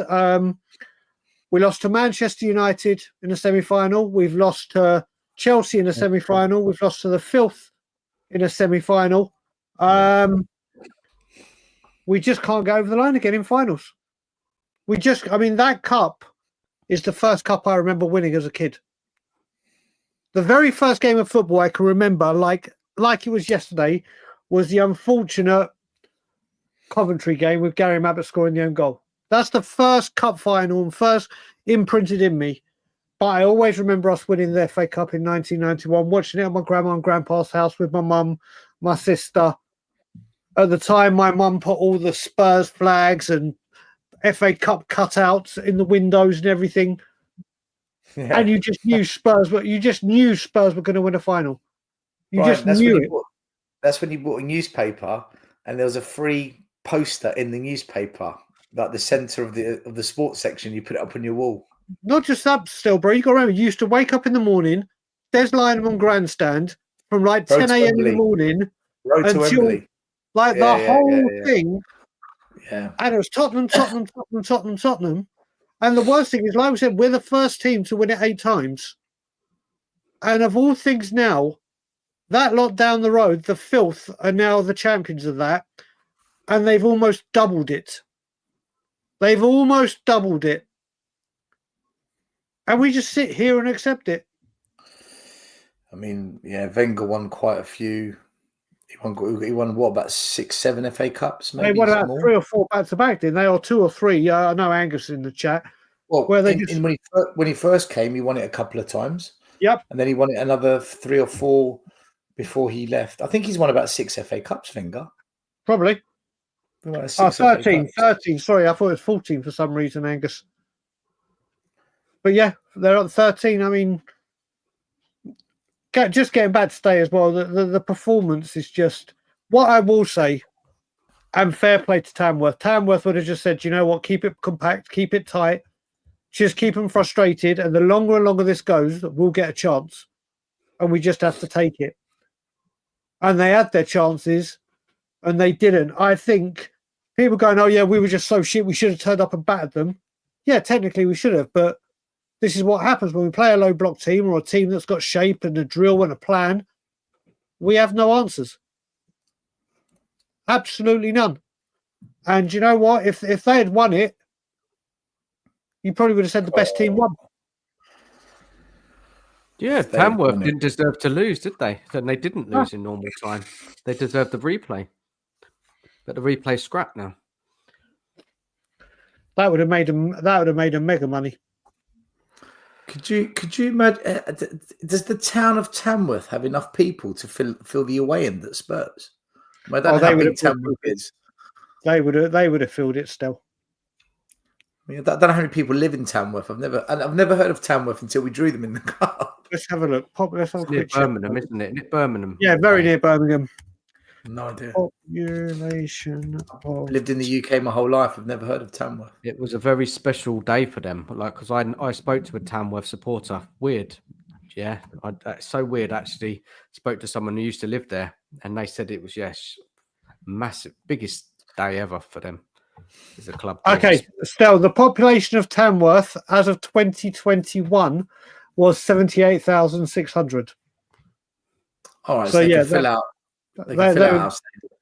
Yeah, they would have they would have been able to fill it, and fair play to them. Fair play to them. I mean, their manager has now gone full time because of this fixture. That's crazy. That's how big it is. Them. They've now put him on a full-time contract.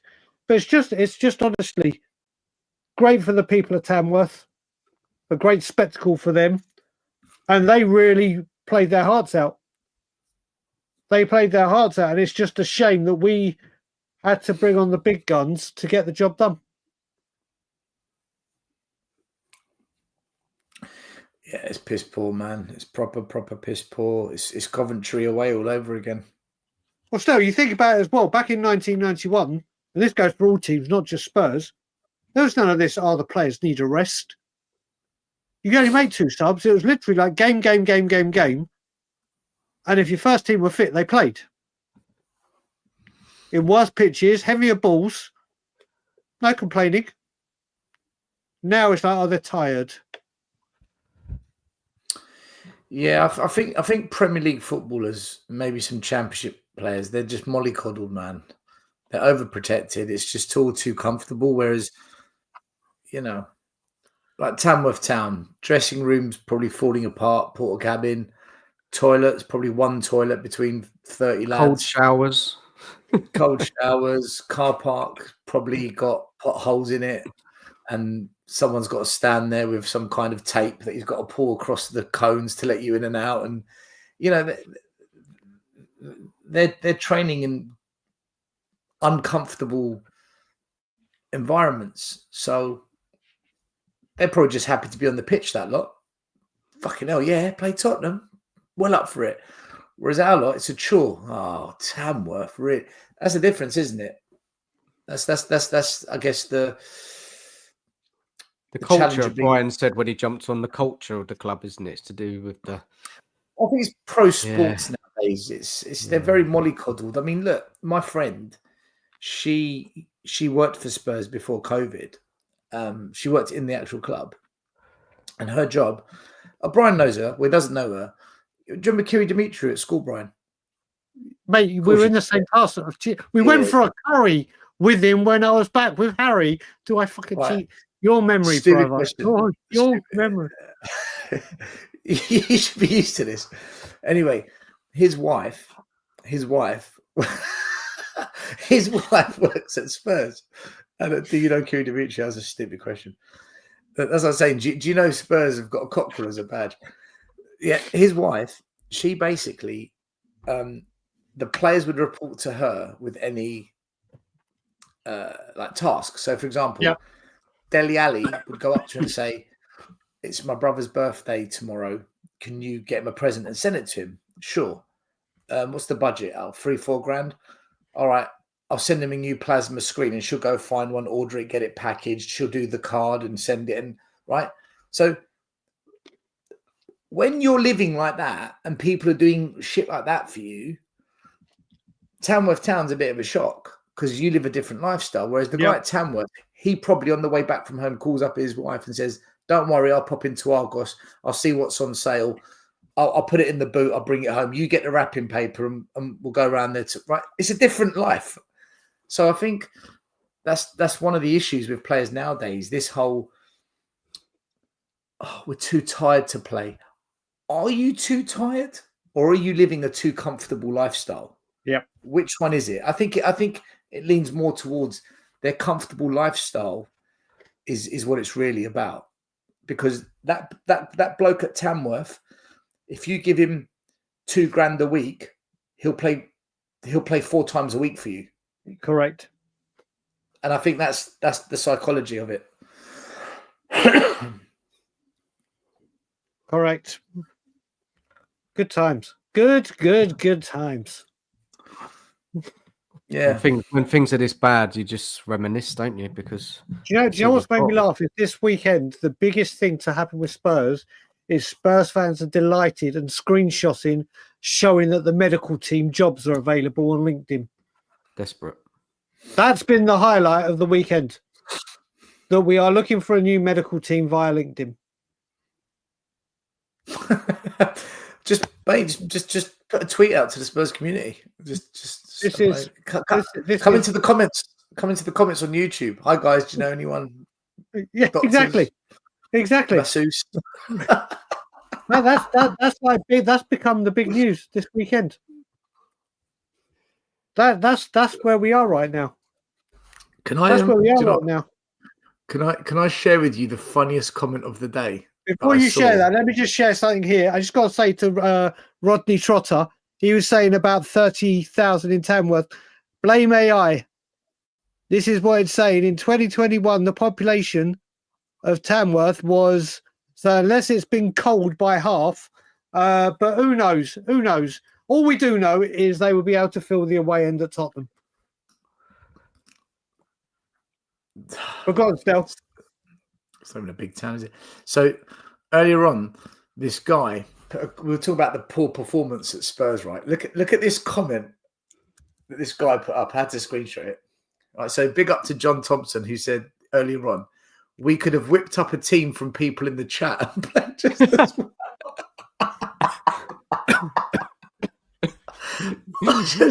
We could have. We would have played better. We would have. We could have won that game. Yeah. Well, oh dear. We'll have Phil Coyes on the left, Terry O'Shea on the right, Marlon Blade in the middle. We'll have Cold Shot at the back. Scott Emma's manager. Scott as manager. Bloody hell. Can you guys still play football? Top Spurs centre back. Daniel Coyes right back. Lord Rodney Trotter. Impact sub. A shift. Trotter off the bench. Impact sub. Since I've moved to Canada, I think I've actually played football, kicked the football 3 or 4 times in 7 years. Yeah. And I used to play every single day back you home. You never lose it, Brian. You never lose. Oh, you do. Trust me. Trust me. Maybe stamina and pace, but you know, if you used to play, you can. Yeah, I used to play quite a high level, but then obviously other things happened. But yeah, no, I used to play. I used to play for the school team that me and Stell went to. Oh, Southgate, yeah. Damn right. But it is poor. It just is poor. You think that these guys, they are professional elite level players, and all right, there's on any given day anyone can beat anyone, but it was just a performance. There was nothing to take from it. There was honestly, I can't think. It's. Do you know what? Even the Joe, what's to say? The one thing I want, even turning on the screen today and waking up. My alarm went off at about 6:45 because it was a 7:30 a.m. kickoff here. And rather than going, yes, it's Spurs, I don't mind being up early, I was like, oh, God, I best get up. Let's make sure I make myself a coffee so I don't fall. It was like it was a force of habit to get up and turn that game on at 7:30 in the morning, rather than, yes, it's game day, it's Spurs, let's go. It's just like, oh, yeah, Spurs are playing, I best watch them. Yeah, the industry's changed, man. It's not what it used to be. The buzz, the excitement, the feel factor of it. It's so commercialized. It's so money orientated. It's so detached from what the traditional fans were. Listen, most Spurs fans can't even go to a game nowadays, man. You know, proper Spurs fans can't go. It's more in the direction of tourists, those with money in their pocket, overseas fans, the affluent, lower middle, upper middle class type fans. The working class have been shut out, and the upper class, a lot of the upper class, I think they prefer other sports than football, where they can socialize in a more is it sophisticated manner? Is that the right word? Or a more luxurious manner? I think the game's completely changed, man. The fan base has changed. Do you know what gets to me, guys, when fans say don't moan and get behind the team? There's so much of that, isn't there? Don't moan. You can get behind the team and when the match is live. Yeah. You can get behind the team when the match is live. What does it matter? How do you get behind a team when they're not playing? Like, the game's over. Do you know what? I wanted to say something. I'm actually really upset today. Not upset, but I'm really just fed up that in a game like this we didn't play more youngsters. I really am. Me too. I don't get it. When are you going to play them? I really wanted to see Dorrington. I'm glad Mikey Moore got run out. But, I mean, Mikey Moore's been missing for 2 months from illness. Lancashire's been here the whole time. So has Dorrington. Surely they should get a chance ahead of Mikey Moore. You know, well, I think it's become clear still why Dorrington didn't play today. I don't know if you've seen he's going to Aberdeen on loan. So he probably didn't play because that was already in the works. But still, why was he in the starting lineup? But Dan, so that's 6 months of having Dorrington at the club completely wasted when he could have gone on loan in the summer. Correct. Well, no, he was injured. He was coming back off was it an ACL or so? He was coming back off a big injury, so probably couldn't get it. But now he's off. So now, if Gray or Dragusin get are they going to recall Phillips? Are they not recalling Phillips? I think if they were going to do it, I think they would have done it. I believe they're not allowed. I want to go back to what you said, Dan, just a minute ago about those people that say get behind the team and support them. These are the match day going fans that say, don't turn it toxic in the stadium. Get behind the team, make your noise, and give the team their backing. And still laughs when I say this line. I've grated cheese, and the graters made it more noise than that stadium during match days. At times, there are times I've even said, especially Newcastle, there were sections in that game where it was so quiet in that stadium that I actually think it was louder during COVID when you could hear the managers and the players shouting and screaming. The very fans that say get behind the team, show your support, don't turn toxic, go absolutely silent unless we get a corner or a referee decision goes against us. That's it. Then you hear some noise. The white wall of silence. The stadium may as well be sponsored by Charlie Chaplin. We'll be starting calling the library like the Arsenal. I think there's more noise in the library. That is awful, isn't it? Since we've moved to this new stadium, the atmosphere has dropped off, Brian, hasn't it? I'll be honest. It dropped off. Massive, completely dropped off. Is that because of the level of people going in now who are not really Spurs fans or just there for the entertainment, or I don't know. Yeah. Do you miss the old stadium? I miss the old stadium. All my great memories of Tottenham are in that old stadium. Obviously, my age is a big factor in that. The greatest thing that I ever experienced in that football stadium is the Man U 3-0 defeat when Levy Out was sang loudly for the very first time. Yeah. Then in other games when I have been there and Levy Out has been sung, and right near the end of that Conte season, balloons on the pitch, Levy having his thigh rubbed by his wife. Those are the memories I have in that stadium. Obviously, I haven't been to the stadium as much as Stel or other people that go regularly. But that stadium, I mean, do you see Borussia Dortmund saying, do you know what, in the yellow wall of noise, what we're going to do is we're going to put a corporate section right through the middle. And then what we're going to do, we're going to put standing in the front. Then we're going to put corporate banks back in the middle. And then the people behind them can't stand. And then we could... Whereas, do you think, like Return of the Shelf tried to do, Spurs song sheets, and the others that pulled away from the football club, if the people in the yellow wall go, do you know what, we've got an idea to build up atmosphere, to make it formidable, to make it hostile, they're listened to. They're taken on board. Our club won't even speak to them. Our club will... Oh, yeah, flags for Spurs. It's a chore just to get a tifo.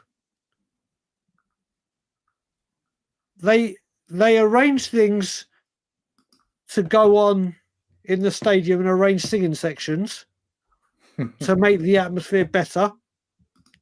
The club lied to them. Do you think that yellow wall of noise say, do you know what?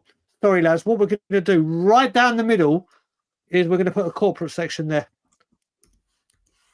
Because we need to get these people in and show them a good experience. We need to give them pride in the place of this one-tier stand that was meant to make the ground formidable.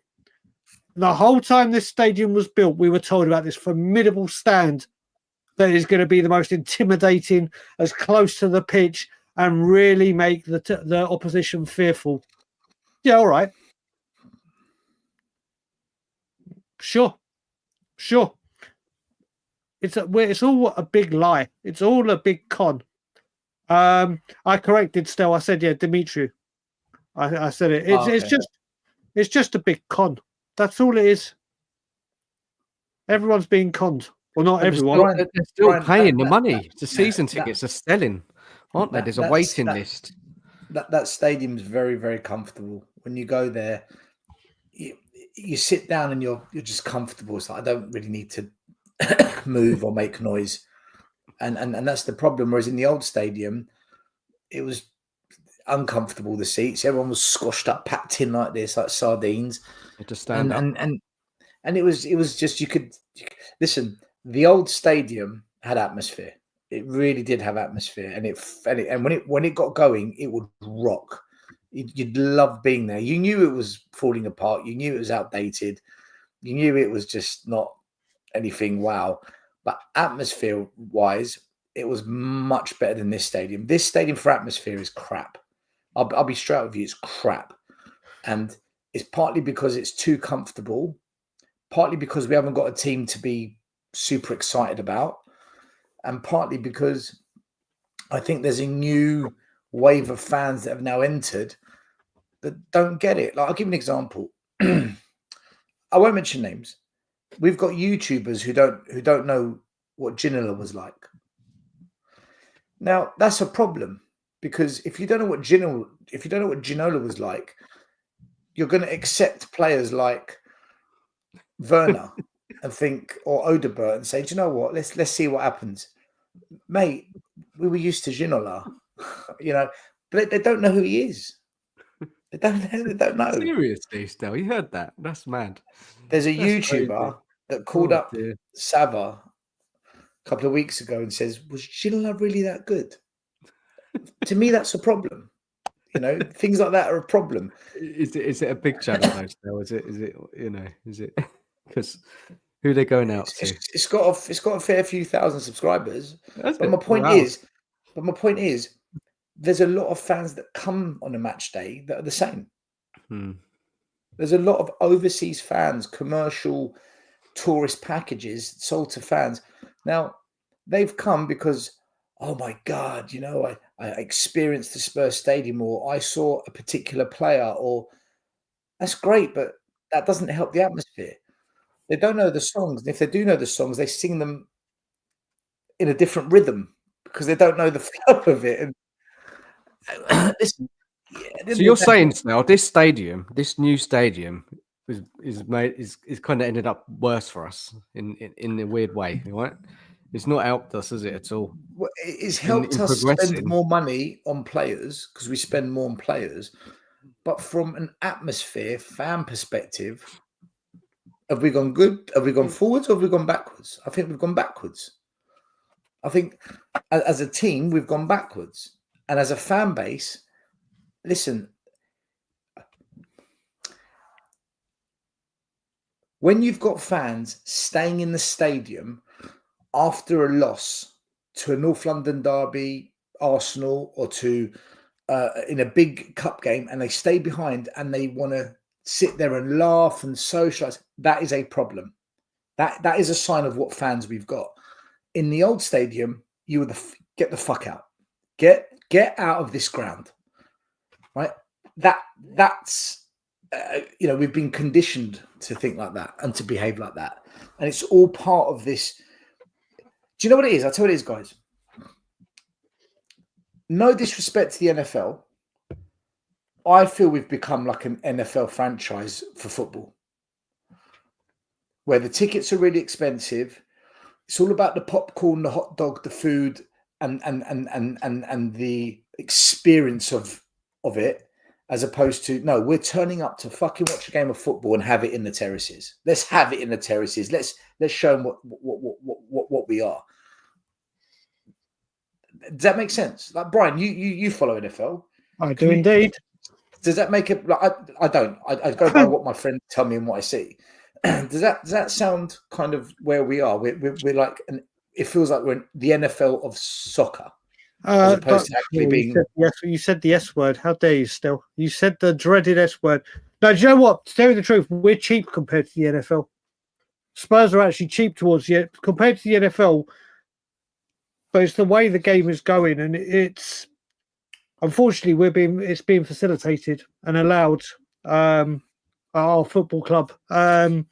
You look, I am one of them. I am one of the fans that I would love to see that football stadium used every single day, apart from the day before a match day and obviously match day.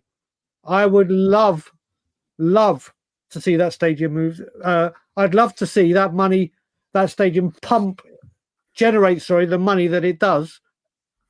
But as we were told, to all go back into the first team, when it clearly isn't. Like I keep saying, we've got more partners than a serial bigamist. Once we announce this lovely Korean coffee and baguette, I've seen people come to me and say, Brian, these are the kind of things we need to bring in the big players. I'm like, so basically what you're telling me now is we could have gone for the big name, or we could have gone for the big name players, but we were missing out on the coffee and pastry income that was going to propel us to the next level. That's now. This is what you watch. These deals need to be done. Well, I can speak to you about Dulux, the official paint of Tottenham Hotspur. I can imagine so many fans now of Spurs go, listen, you're decorating my house. Only Dulux, the official. Listen, it's wonderful all these deals coming in, but being told that these are the deals that are going to make us bigger and better, it's clearly not happening. Where income should be coming in and helping the first team and helping Ange or whoever the manager should be, it's not. It's not. And I've said it before, and still I spoke to you about this. Isn't it amazing that every transfer window, like when the summer one closed, you would think that the transfer team or recruitment team, their job is to prepare Ange or help Ange or whoever the manager may be ready to get his players. There is a key demographic. We need this. We've used September to December to line up all these targets. This is what our plan is to get in. But then when the window opens, we're told we're looking for opportunities. Opportunities. However, Spurs get a sniff that 50 Cent is doing a UK tour. Bang. We prepare, we launch, we go. Why don't Spurs do what they do with the transfer recruitment team, and in the summer just go, do you know what? Let's see if Steps are doing a reunion. Let's see if Jedward want to do a comeback tour. Let's look for opportunities to fill this stadium. Of course we don't. We plan, we prepare. Any big deal coming out, any big fight coming out, any big event, Tottenham Hotspur are all over it. In a heartbeat. They move, they strike, they announce it months and months in advance. Spurs have had from September to now to get Ange's or the players that Spurs want to get. Yet here we are, as Swiss Ramble also said, we can spend £250 million without breaching FFP. Not even touching the sides of it. So you plan, you can go out and spend it. Believe me, the money's there. If we're going for a player, we got 250. If Team X want this amount, Spurs can cover it. But we don't. We're looking for opportunities. And then the window will close and it'll go, January's the hard window, yada, yada, yada.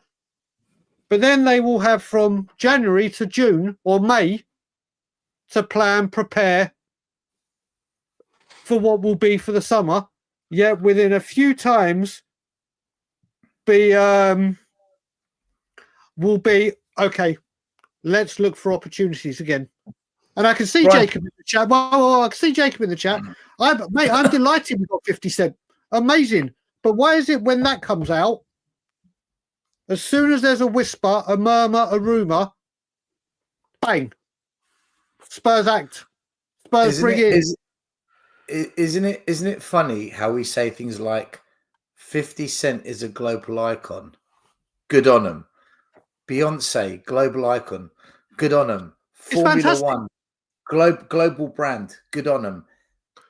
Why aren't we signing the global icons for the football pitch? That's the thing. We celebrate the global icons who perform on a stage, get into a boxing ring, jump off the roof of the stadium, and all these wonderful other attractions.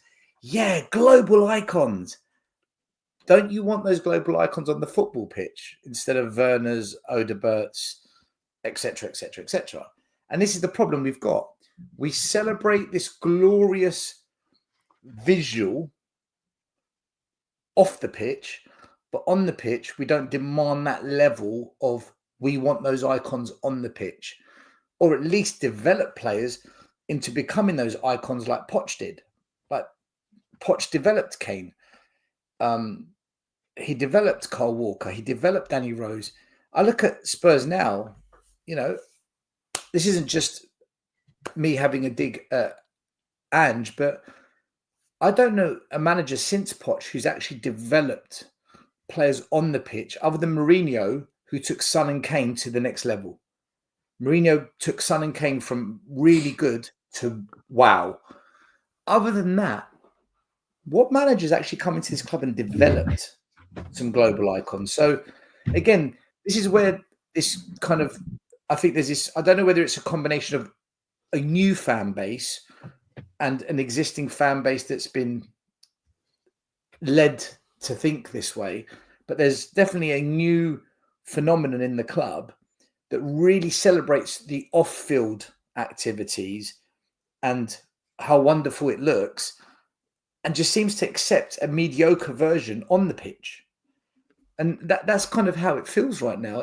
And do you know what, Brian? You said something about how Dortmund, the yellow wall is just, it's like a cauldron of atmosphere. Yep. It's a lot of Europe's like that as well. A lot of other, all across Europe is similar, but obviously Dortmund's famous because it's got that massive tier. Our South Stand tier, beg your pardon, our South Stand tier, it doesn't even come close to anything like that. Not even close. It doesn't even come close to the atmosphere of the old stadium, let alone this single tier of noise. Mm-hmm. And the reason is, what they've done is they haven't allowed the fans to have more control over what we can do in those terraces. There's too many rules they've put on us. There's too many restrictions. It's like, well, basically, we're not fans then. It's almost your customers. There's rules to being a customer. Clients. And that's why I said to you, Brian, it's very comfortable in that stadium. But when you go to Spurs, you sit there, the seat's pretty wide, there's a bit of leg room. You can literally, just like this. And the internet is super rapid and quick. So if you want to get on WhatsApp or on your phone, it's easy. Some seats have got cup holders, and you should be squashed up, leaning forward, and everyone's just, really engaged and engrossed because it's not a comfortable place to sit. It does the job, and it's almost like an airport lounge at times. They've got it all wrong, man. They've got it all wrong. Those images they showed of the stadium of all the fans with the flags and the trumpets and all that, when this is what the stadium's going to look like, and this is that amazing South Stand. Do you get the feeling they gave us all those images to sell us, wow, what it's going to be like? But then as soon as open, right, this is what we're really going to do. I'll never forget, and I'll always thank you for this memory. When I first went to the stadium when we lost 3-0 to Chelsea on the day Jimmy Greaves died, you took my phone and said, listen, Brian, walk up the stairs and don't look up at the pitch until you get to the top. Till you're actually up the top of the gangway stairs. You look at the stadium, it is an architectural masterclass. It is an absolute masterpiece. No matter where you're sitting, forget the seats in the leg room, there is not a bad seat in that house. I remember going to White Hart Lane with the East and West Stand with two massive poles that you got restrictive views and you had to go like this and like this at times. The stadium is unbelievable. Daniel Levy has delivered an incredible stadium. There's no getting away with it. But what's gone on inside it is an absolute disaster. It's an absolute disaster. I go back to, like I was saying, attracting these big stars are brilliant. Brilliant. Keep doing it every day. It will pump money into this football club. But why is there a strategy? Why is there a plan, a clear plan to get the best of everything off the football pitch? But the only thing to get opportunities, and if we sense a deal on the football pitch, when this football stadium promised so much on the footballing side. Listen, I'm going to say it right now. I guarantee before we sign another top player, another concert will be announced or a fight. Guaranteed. Won't be surprised. Normally they do it after a match day. So who knows? Tomorrow, like when we lost last year in the North London derby, the next day they announced that WizKid guy, or was that 2 years ago, whatever it was. It's what we do. It's what we do. And like I said, it's all well and good bringing in these brilliant stars and spreading the name of the stadium out. But how is that helping Tottenham Hotspur Football Club? How is that? It helps the business, doesn't it? It helps the business correct. of Tottenham, not the football team, to the point of what I think we thought, or we were led to believe, that this stadium would really change the game. Listen, well, we knew Levy, don't trust it, but you give it a chance. What's happened is we spend a lot more money, but we fucking waste a lot more now. We Correct. Just waste more. That's all we've done. We spend more, but we waste more. Do you know, you look at the Spurs squad now and you think it needs another overhaul. It needs another overhaul, but yet we just overhauled it again. It's you know, as much as we say Ben Davies, he's done a good job this season when he's had to step in, he's not the answer, is he? He's not the solution. You look at the wing backs, I don't know how good they are. I genuinely don't know how good they are. The midfield looks unbalanced. I think there's a couple of players in that midfield that will never quite cut it the way we want. The front line for me it's average. Again, I'm going back to days of Berbatov, Defoe, Keane, Klinsmann, Sheringham. I'm going back to days of Son, Kane. We're going back to what was his name? He used to play up front, Lineker and Walsh, and mate, they're all much better. They're all far better attacks than what we've got now. But now we've spent more money on it. If you think about it, Johnson, Solanke, and Richarlison, guys, that's £150 million, maybe more. Yep, £150 million, and there's not one player that would get into Poch's team, Redknapp's team. I don't even know if they get into Martin Joel's team. Who's the front line for Martin Joel? Well, Berbatov and Keane. They're not better than them two. Or Defoe. Yeah. So I think we just waste more money now. Don't get me wrong. I don't think Johnson is shit. I don't think Solanke's crap. But I'm just saying, for the level we want, the level we'd like to see at the club, the kind of players, like Brian said, where's our Gaza to get over the line? We just don't sign them anymore. We've stopped signing them. They literally showed the other day, and I shared it around. They're doing these things. They did it recently with the Sol Campbell transfer. They did the Sky Sports breakdown of the Alan Sugar getting Jurgen Klinsmann to Tottenham. And they told the story of how it happened. But that was the last transfer. Probably, actually, I'll take that back. Him and Van der Vaart. Van der Vaart, man, were the last two transfers that Spurs were like, wow. How have we pulled this off? How did we get them? And people keep saying to me, we need to be in the Champions League to bring in the Champions League players. Well, during the whole time that we were in the Champions League, we brought in Rafa van der Vaart, who you would say was Champions League elect, but he was at the top on the way down. Still a fantastic player for us. And even Perisic. They are the only quality Champions League elect players that came to this football club with the Champions League money. So we're told we need to get Champions League to bring in the big players. Then we got Champions League and didn't bring them in. All that money coming in, and it's just sad. It's just sad. Like I said, when Stella and I are the same year, 79, brought up, I literally came on, and when I spoke to my parents, my grandpa, my uncles about supporting this football club, but they would sit me down and talk about the rich heritage, the prestige, the culture, the class of this football club. And that's just as a football club as a whole, before they went on to the players and the great achievements and the cup finals and the glory.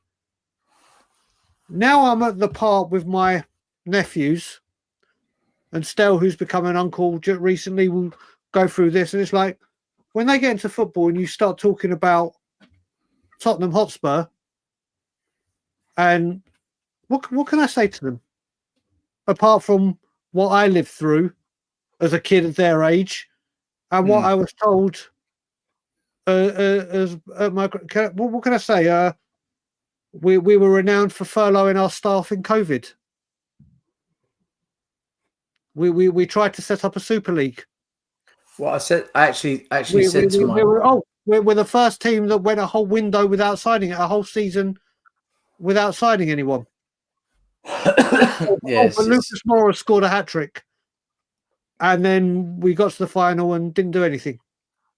What is there for me to tell, or not just me, anyone in the chat, the younger generation? Jacob's got 2 kids. Jacob's in the chat. You go talk about the history of this football club, and other people in the chat. Lord Rodney Chotner had a baby today. When you go to talk about the recent history of this football club, what the hell is there to talk about? Brian, but this is the problem, because the new school fans and the younger generation of fans, they haven't got a clue. So for them, this is good, and you got to understand that it's hard to compete against Chelsea and Man City with the money they've got, and it's difficult to compete against giants in football. What they don't realise is, because they've never experienced it, so they can't comprehend it, we competed with those teams. That's how we won FA Cups. That's how we won League Cups. That's how we won European trophies. Arsenal won the league. Arsenal were league champions in 1991. Who did they draw in the cup in the semi-final? Spurs. So for the first time ever, they opened up Wembley Stadium because there was too many fans that wanted to go to the game. And it was too big of a game, a North London game in London, to not have it in a bigger London stadium. It made sense. So for the first time ever, Wembley played a semi-final. Wembley was only for finals. Getting to Wembley was a big day out. It's like, this is the final. They've opened up Wembley Stadium. They only do that for the final. They opened it up because of Spurs and Arsenal. We were 10th in the league that year. We were shit. All the money was on Arsenal winning against Spurs and going on to do the double. Nah, mate, we're the kings of the cup. And up we stepped. I think we were 2-0 up in 10 minutes. Gaza with a wonder goal. And what we did that day was beat the best team in the land. And then we went and played Nottingham Forest in the final. Brian Clough's Nottingham Forest. Anyone knows their history. Brian Clough is one of the OGs, one of the GOATs of English football management. This guy won European titles as a manager. And we beat him in the final without Gascoigne, because Gascoigne got stretched off injured. That was his last game for Spurs. That's what Spurs was about. That's why nobody wanted to play Spurs. So a lot of people have never experienced that. They don't know what it feels like. They can't relate to it, especially our younger fans, man. And they look at Spurs now and they think this is acceptable because they don't know any different. Like, do you know? I think for a lot of fans we've got now, the Poch era was kind of regarded as success. That was like, we were good. The football was great. We got to the Champions League final. We never get to those finals. We nearly won the league. It's all true, but we actually achieved more than that throughout our history, going back to the 1900s. First team to win the cup, turn of the century. First team to do the double. First English side to win a European trophy. Most record wins in the FA Cup. We invented tiki-taka back in 51. Push and run football. Don't forget, Sir Alf Ramsey played for Spurs. Bill Nicholson played for Spurs. They became two of the greatest managers we've seen in the club. Alf Ramsey is the only manager ever to win the World Cup with England. Who did he play for? Spurs. Bill Nick used to play for Spurs when he did the double in 61. There's so much history in this club. But sadly, I think a lot of that under Levy and Enoch has been fizzled out. And what we've got now is this, but look at the stadium. Look at the money. Look at the players that we can sign in windows when other clubs have got PSR problems. Look at the sponsorships. Look how financially stable we are. And it's like, but hold on a minute. What about the 140 fucking years of history at this club, man? Which is why Brian's dad, mum, uncle, auntie, cousin, same as you, Dan, mine, I'm guessing, supported Spurs. That's why we got told to support Spurs. When my uncle got me into Spurs, he's like, yeah, we win cups here. What's Brian's nephews? What's my nephew? What am I going to tell them in 20 years' time? Why did you make me a Spurs fan? I don't know. I actually don't know why we've done it. I don't think I like you. At least when our grandparents and our uncles and dads made us, or mums made us Spurs fans, it's because we're a fucking good club. Look at what we've done. Don't you want some of that? But obviously they never knew what was coming ahead, right? No one could see this. And I think when you go to the stadium, you've got a third of the stadium is that old school fan like me, and even older. A third of the stadium is just corporate business tourists. They're just here for an experience. And then you've got another third, which are youngsters who look at Poch and they think that is success. And they don't know any different because they're young. That's their experience, and I get it. And I think when you put that all together, we've got a problem in the stadium. We've got this mixed mash, and I think that's partly affecting the atmosphere because we've all got different expectations and we've all got different things we demand.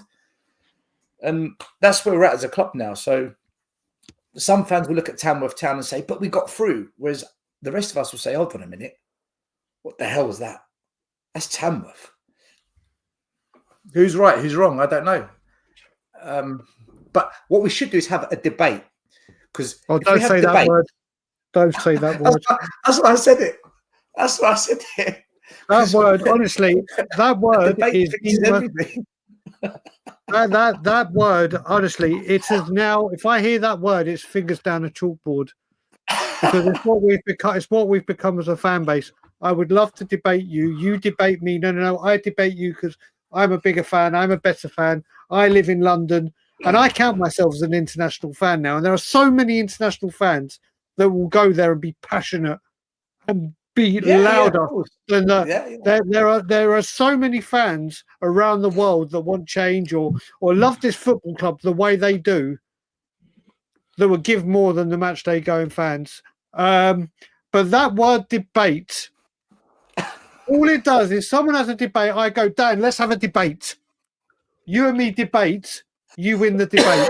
Whatever the subject is. What's that? Well done. Well done. 1-0 in the debate Premier League. Now, what are you going to do about that? You win a debate. Are you going to go and? I don't want to debate anyone. I don't want to debate. I think what it is on YouTube, for me, YouTube debate. I think, when it's good to talk to people with different opinions and then you have a bit of back and forth, that's for me, because, a lot of people agree with each other and we just go around in circles. I think it just makes it a bit more interesting, isn't it, for the person who's talking and then also people who's watching. It just makes it a little bit more, mixes it up a bit. Like I've got a couple of weeks, I've got what's his name coming on? George's coming on.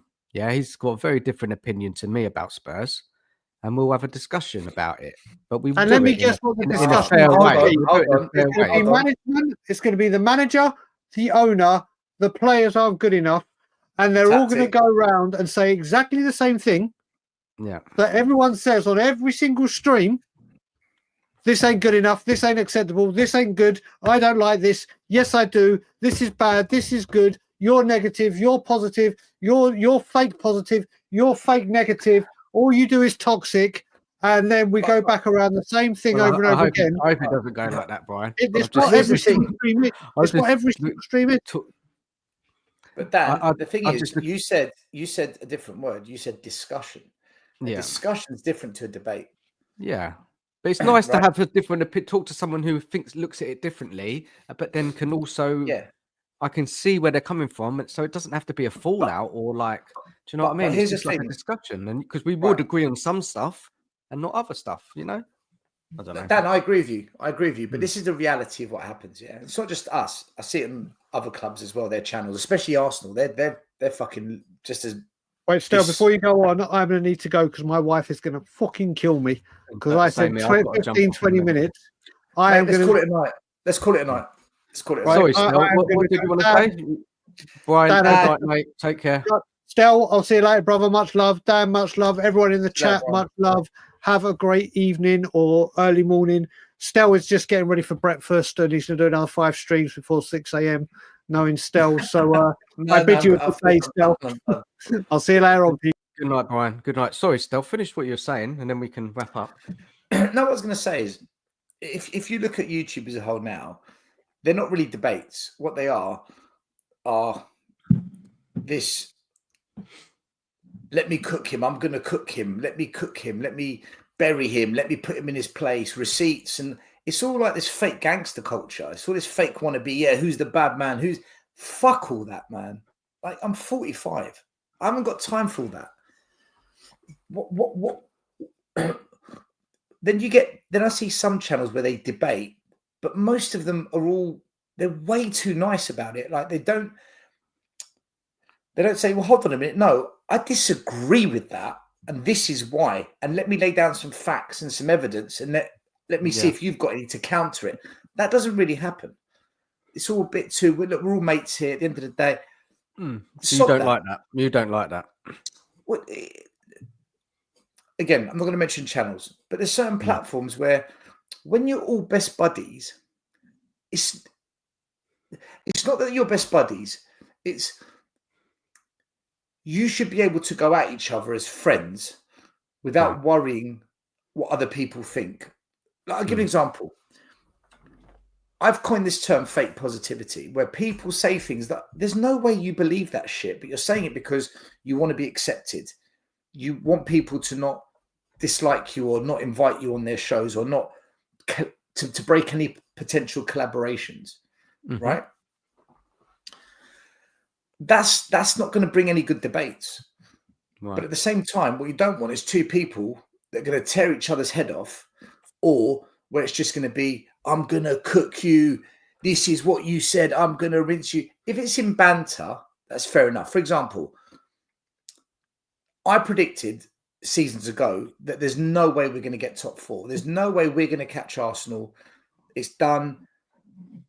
Was this the Conte season? Yeah. Right.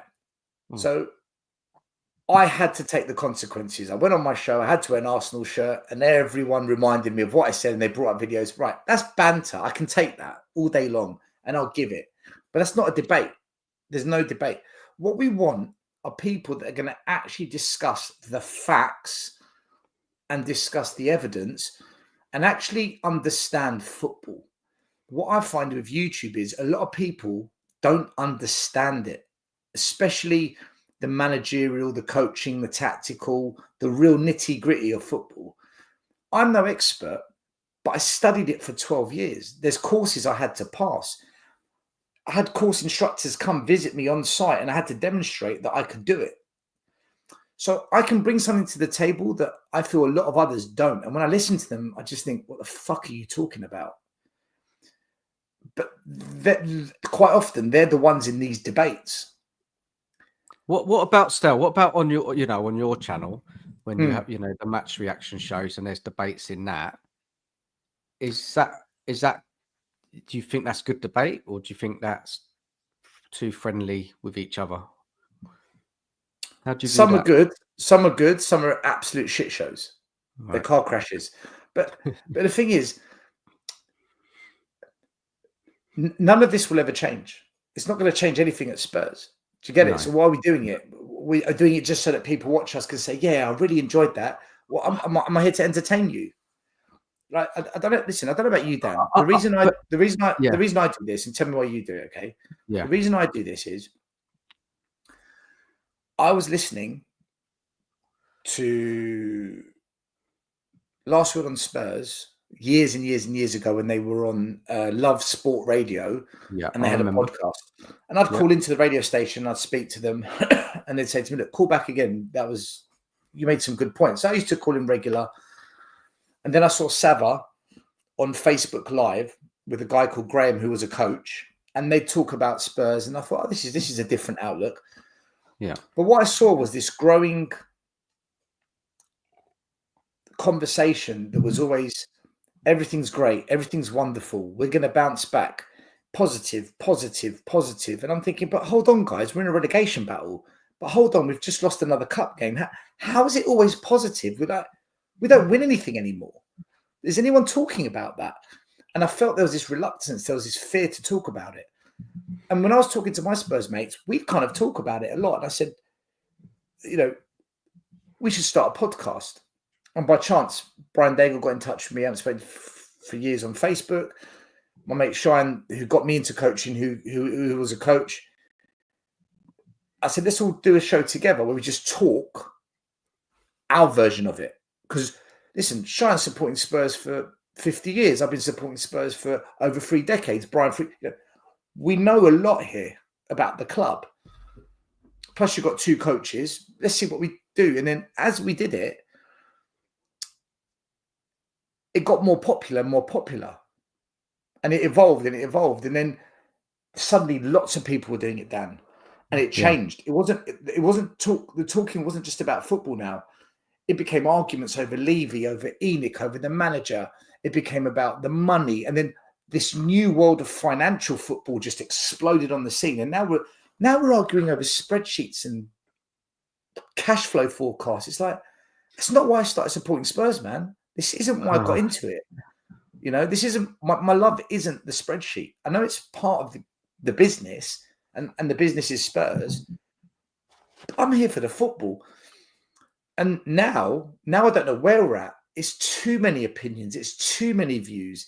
It's people think they're debating when they're not. It's just arguments and beefs and bust-ups. And listen, I've been involved in that as well. I'm not going to say I haven't been a part of that because that wouldn't be true.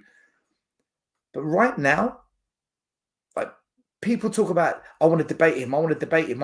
They're not debates. They're arguments or they're cookings. I'm going to bury this guy.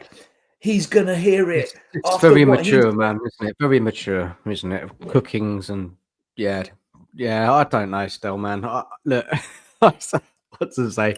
I just like coming on, talking football, talking Spurs, and having a chat. Yeah. Some people I agree with, some people I don't. Some people who come on the show to be on the lane. Most people who've come on the show be on the lane agree with me, but then there has been some, like someone like Jose. He doesn't agree with me, but we still had a bloody good show. Do you know what I mean? We, it got to the point I completely don't disagree. I totally don't agree with you. And he doesn't agree with me, and then we just move to the next subject. So I don't know, man. I don't want to make it that deep. Do you know what I mean? The reason I come on to YouTube is to enjoy talking Spurs and to give me something to do. Because I don't get out much. I've got a family. So this is some kind of escapism for me. And I've been lucky to meet loads of lovely people and talk Spurs with them. I've been fortunate. One thing I've noticed, Dan, if you really want to be big in this game, if you treat it as a game, right? If it's a game to you, if YouTube is, I want to do this as my career. No, I don't want to do that. Well, you must you must be a positive person with Oh yeah, everything. yeah. If you want to You take must it, yeah. I get yeah. that. Yeah. And but how problematic is that you must pander to the audience rather than be honest with how you genuinely feel and think? I couldn't do that. I'm being genuine. This is how I feel when I talk about my club. I Right. wouldn't do that just Mm. to progress in any way. It's like I would be lying. See, that's the way you need to be, unless you want to be one of those toxic type platforms that has a lot of wishy-washy characters Hmm. that like to do the cooking, and I've got receipts, and No, which, for I don't example, think that's me, man. I don't think that's me. I don't think like a I football can do terrace, that. big channel, growing all the Yeah, time. But yeah. look at the state of it. So you got, you got to decide what you want from it, Dan. If you're doing it just because you just want to pass your time, you just want to meet other Spurs fans and just Yeah. have it like a chit chat, Look, then you're fine. it's- You're fine. yeah, But because if you if I grow grow, yeah, and you start to have some sort of influence in opening up discussions that maybe others don't want existing, mhm, you're gonna face resistance, and you'll face a lot of that a lot of resistance if you mm, stay authentic. okay, And then you might come back to this conversation and say, Stel, do you remember that chat we had on Monday the 13th of January at 2:20 in the morning? right. Can you run that past me again? Because I think it's happening to me. But I've had that Because in the WhatsApp group, so still, haven't I? I've had to come out of a WhatsApp group because when I spoke like how I that's felt, what I mean. That's what I mean. I had That's to what I thought, mean. well, this is not the place for me because I was getting a lot of shit, and all it was is my football opinion, and people could have disagreed with me and been fine, but they didn't have to be so shitty about it. And then you find your place where you can feel you can speak your mind. You know what I mean? You see Johnny that was on Savage channel earlier, Yeah. right? He's made it very clear in a quite polite way. This is my thoughts on Ange. He's not for me. If he got shipped out tomorrow, good on him. I Right. don't care. I don't rate him. And then he'll explain why, and he'll criticize. And if we win, he'll say, I'm glad we won. Good Well, substitutions. But this manager's still not for me. But I can mm, enjoy the win, right? yeah. He comes Yeah. under a lot of fire. Imagine. And he's pretty polite in his approach. Whereas me, I'm just straight in. Fuck this. Yeah. Right. He gets called by other YouTubers. Just for example, again, I'm not mentioning name. He gets called a Nazi. So you're thinking, well, hold on a minute. Because he's Ange out, he's a Nazi. No, that's not one. Right. That's not. Okay. That's I'm not just giving an example, yeah. Yeah.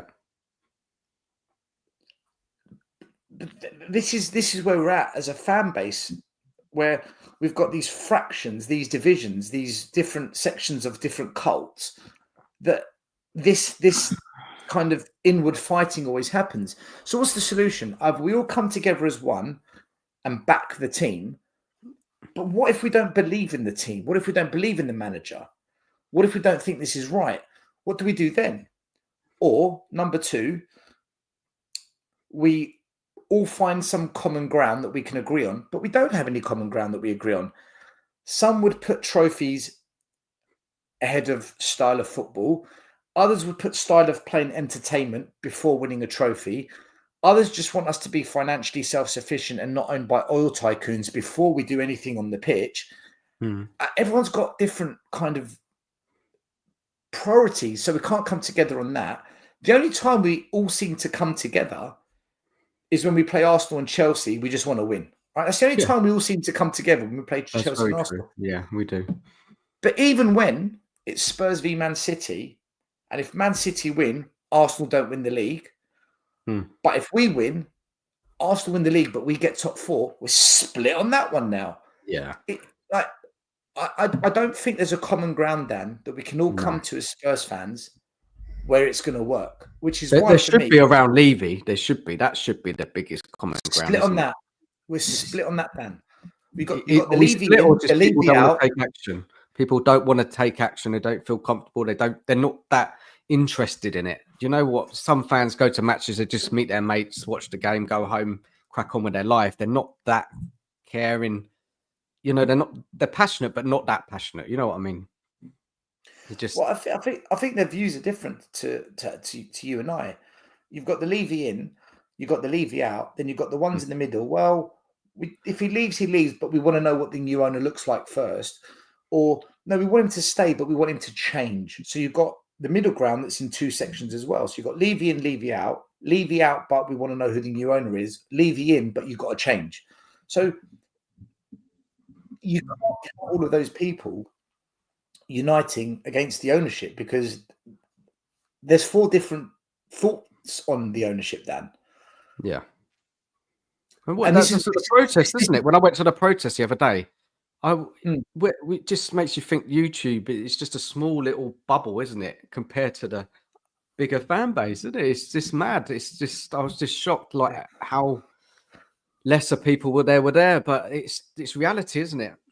This is why. Let me debate him. What for? Nothing will change. See, the real debates that need to happen, without blowing my own trumpet, yeah? The real debate that needs to happen is me and Lee McQueen. Let's debate. Let's have a debate. But that's never going to happen. A debate that needs to happen, for example, is Sava and a Ricky Sachs, for example. It's never going to happen. A debate that needs to happen is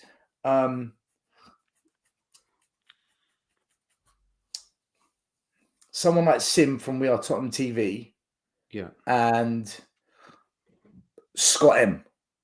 It's never going to happen, right? No, it's not. Because they're two very different views. Let's see why your views are so different. Let's question each other on that. But even then, will it change people's thinking? I don't think it does. I think most people have made up their mind on things. I don't think there's people in the middle that are open-minded and if you say the right things, I might be Levy out. If you say the right things, I might be Levy in. If you say the right things, I'll become Ange in. Like for me, like I'll tell you now, Dan, if Ange wins a trophy this year, I will be Ange in. If he wins a trophy this year, I'm surprised you said that still. I'm very surprised. You're so don't believe in Ange, but then you will back him for another year. You're not the only one who said that. There's a few others. I think, who was it? Dietrich, I think, said that as well the other day on Friday. Dietrich said he'll support Ange for another 2 seasons. So, but the thing is, the thing is, Dan, I'm real.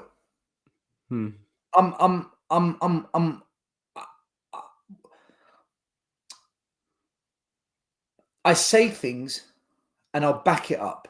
I've always said, if we finish 16th, 15th, but you give me a Carabao Cup, I'll take that all day long.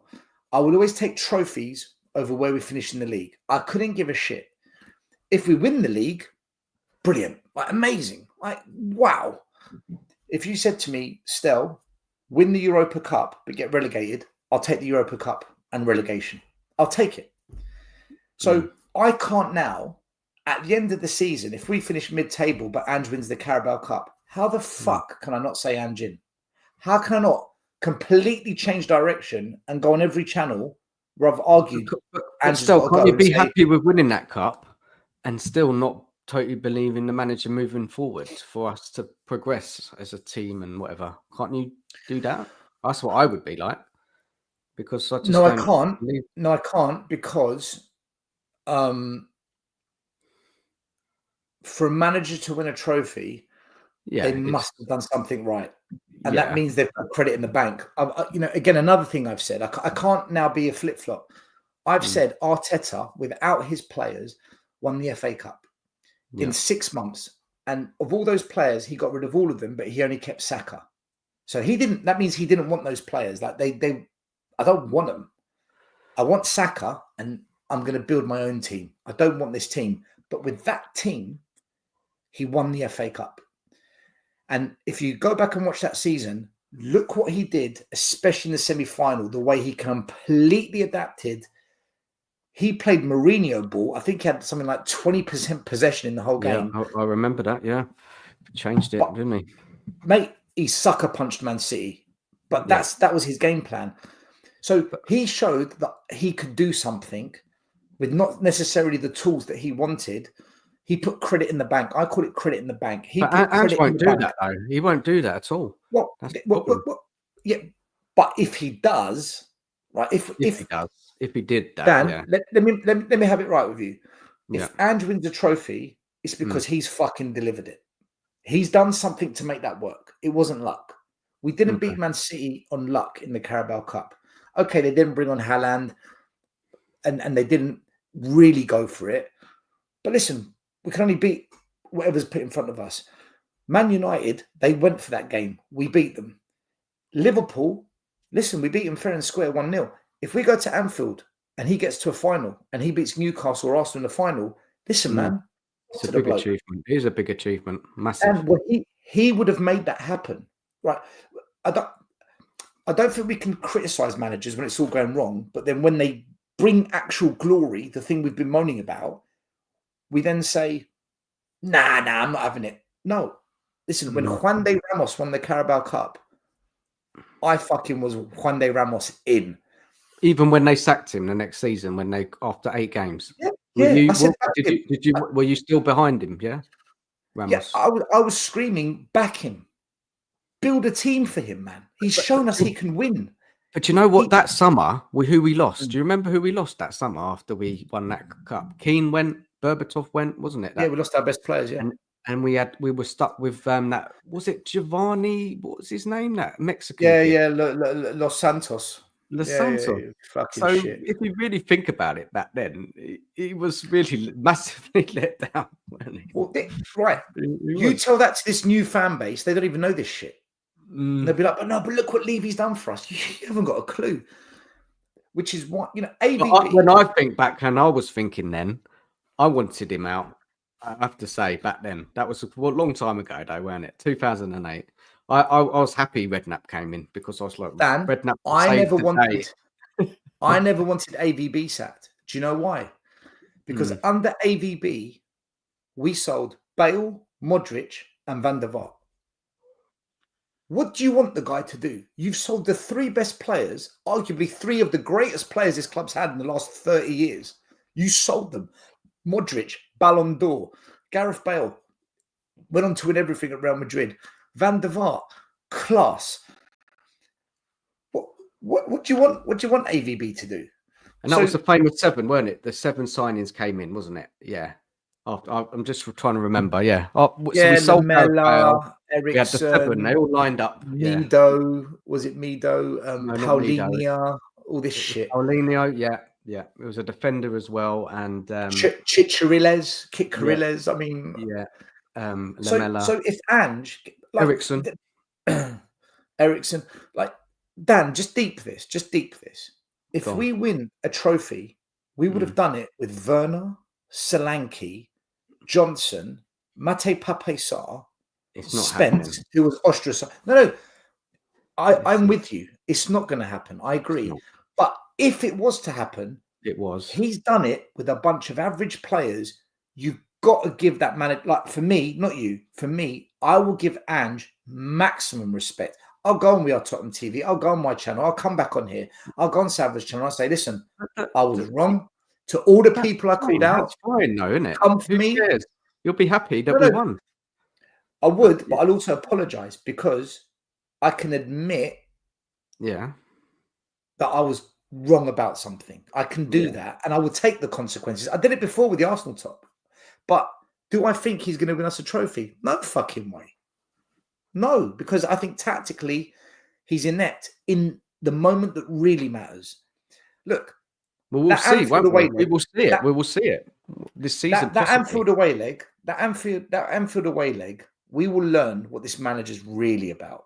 Because up until now, we think we know. But the thing about Anfield is, if you're going to change things at Spurs, if you're going to put credit in the bank, you need to go and show us at Anfield where no one does it. Because if you do it there, mate, you change the course of direction for this club, because we're not used to that. That doesn't happen here. A bit like Poch, when he beat Real Madrid, he beat Borussia Dortmund, he beat these teams in Europe. It's like, we're not used to that. This guy's... No, that was new, wasn't it, for us? That was, we weren't, Yeah. I'm not, yeah, since, yeah, in Europe, that was, yeah, So- that was like mad. So if Ange takes Tottenham to Anfield and comes out of there qualifying for a final, listen, man, we've got to put some respect on that. I mean, you don't get lots of respect unless you win the trophy, but I will say, hold on, I can't call that out. So, but this is the business end now. This is where business gets done: semi-finals, finals, title run-ins, top four, the end of the season. We're building up to that. Now we'll see what this manager's about. Now we'll see if he's the winner that he tells us he is, and he can do it at this level, or whether he's a one-trick pony that's about to get found out like he's never been found out before. Now we will see, Dan. This is it. This is the make or break time for Ange and for the Ange-ins and the Ange out. This will see what's what. This for me now will settle the score. What happens over the next February, March, April, May? Those next 4 months. Crunch time, isn't it? It's called crunch time. Yeah, crunch time, the business end. Yeah. Judgment Day. This will see what's what. And what I think is going to end up happening is you're going to have a lot of fans that are going to get very toxic against one set of fans, or the other side getting toxic against the other side. I think that's where we're going to end up. Yeah. Well, it's well, the way we've ended this stream is giving me a little bit more energy, because I was drained at the beginning. So good conversations. Yeah. So look, I think Stelz, we end it on that one and end it on that note. What do you think? Yeah, man. Let's end it there. Let's end it there. I really hope this year, like, what? One quick message, right? I have vowed 2025, mate. I'm not getting into that. I haven't responded to hardly anyone's kind of little attention grabs from me, or little digs where I need to really swipe back hard. I'll respond with an answer. I hope this year Spurs fans can just chill a bit with each other. I'm not talking as if I'm a saint. I'm not talking as if I'm an angel. I'm just done with it all, man. Like, you know, I've got a channel that's a really good size. It's going to continue to grow. I firmly believe it's going to end up being one of the biggest Spurs channels eventually. I don't need it, man. I don't need them. They don't need me. And I'm just happy to do it my own thing, and just not have another year of this guy said this and this guy's done a video on you and now you've got to do retaliation video, and because there's people still, I haven't done any videos like that in a while. There's people still doing it, and I hope it just stops, and just you do your thing, we do ours, and it just I hope as a YouTube fan base, we just, you know, everyone just do their own thing, and just we leave each other alone. It's crazy still. Really, it's crazy, because obviously you've been doing this a hell of a lot longer than me, and you've built up the channel. I'm like new. And we lost the channel as well, imagine. You lost it. And we're having this conversation. I'm at the beginning, and you've had enough of the kind of hate and all that, what goes on. Interesting conversation, eh? Really, for me as well. For just because I'm new to YouTube and working it all out, it's a lot. It is a lot. You know. Do you know what? I'm at a stage where I don't need them. I don't need, like, don't take this wrong way, Dan. I don't need anyone in this community, any other channels. If it's just me, Mari, Iggy, Will, JP, Lee, Maz, just the Tottenham away guys, mate, Dan, that's all I need. I don't need anything else. I'm happy there. I enjoy it. I love it. And we're growing, and we'll keep growing. And our audience is engaging with us more than ever before. Like some of the emails and people reaching out saying, we want to do this with the channel. It's unbelievable. But at the same time, you've always been a good bloke with me. We've never had an argument or reason to dislike each other. So if I can help your channel, of course I will. I do the same with a couple of other channels. But you know what? I've now got, I'd say, 4 or 5 other channels. Dan, that's me. That's all I need. I'm happy with that. And I hope people on the other side who I don't like, and I doubt I will ever like them, and they won't like me. I hope they just stick to themselves and they do their thing as well. If we can all do that, then do you know what? Great. Maybe the community will be a better place. Let's just all agree that we disagree and be done with it, rather than we've got to have these big wars and battles. And like I said, I've had those wars. Some of them I've started. Some of them started on me. So, you know, when you get caught up in the drama of who's right, who's wrong, who's got the biggest dick, who's got the biggest chest, who's the smartest man, who's got the best football knowledge, who knows, when it's all like that, it gets to a point where it's just carnage, man. It's absolute carnage. And like I said, I think that I've got a knowledge up here of the game that is more advanced than most YouTubers on Spurs. Not because I'm a genius, it's because I've been in the industry, in pro clubs, in and out of academies, working with scouts, learning off of top level coaches.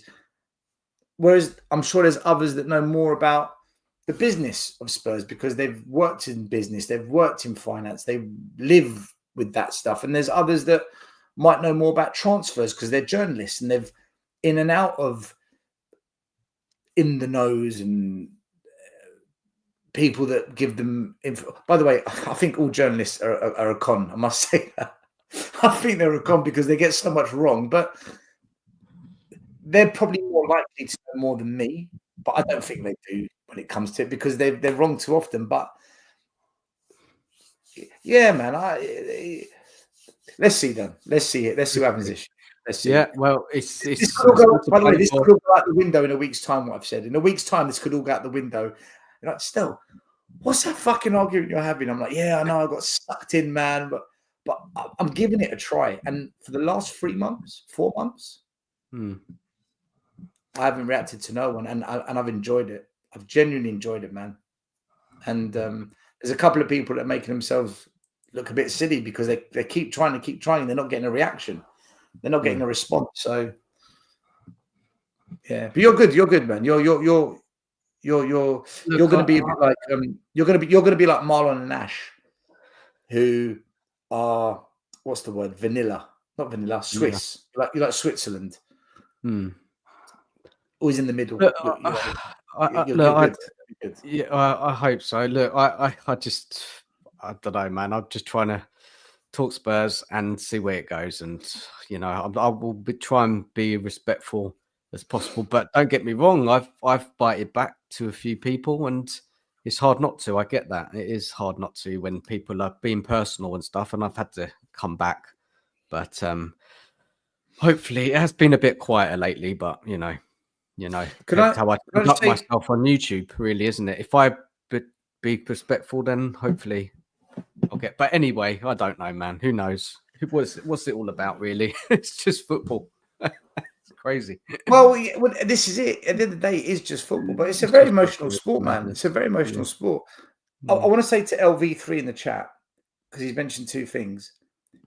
I do have a background in finance. But if you would say to me, do I know more about finance or football? I know more about football in terms of coaching, developing players, tactics on match day than what I know about finance. I've got a background in it, but out of the 2, I'm much stronger on the football. That's what I meant. So there's people out there that are much stronger on finance. Doesn't mean I can't have a conversation on it. And as for this other comment you said, I assume this was in response to debating Sean Butler. Right. I've made this clear on other channels. I'll make it clear here as well. I will debate Sean. Because I said I would, and I stick to things I say. I'm not going to just suddenly just flip-flop. But what I've said is I want it done on a neutral platform with a neutral person who controls the comments, who comes in and out the show, who can speak, who can't speak, and to not let people talk over each other. And the reason I said this is because Sean was away for about 5-6 months because he had issues with his being hacked, and he put comments out on his channel saying he's been hacked. And okay. Whilst he was away, there was no drama. As soon as he came back, he was taking shots at the protesters, taking shots at me. I'm like, okay, here we go again. This is what Sean does. He's been away. Let's create some attention and some drama, right? Whatever. And in that back and forth, I said, I'll debate you. Let's do it. But he's come back quite fiery, quite pasty, quite unhinged, in my opinion. So I'm not going to do a debate on his channel where he's got control of it all. No way.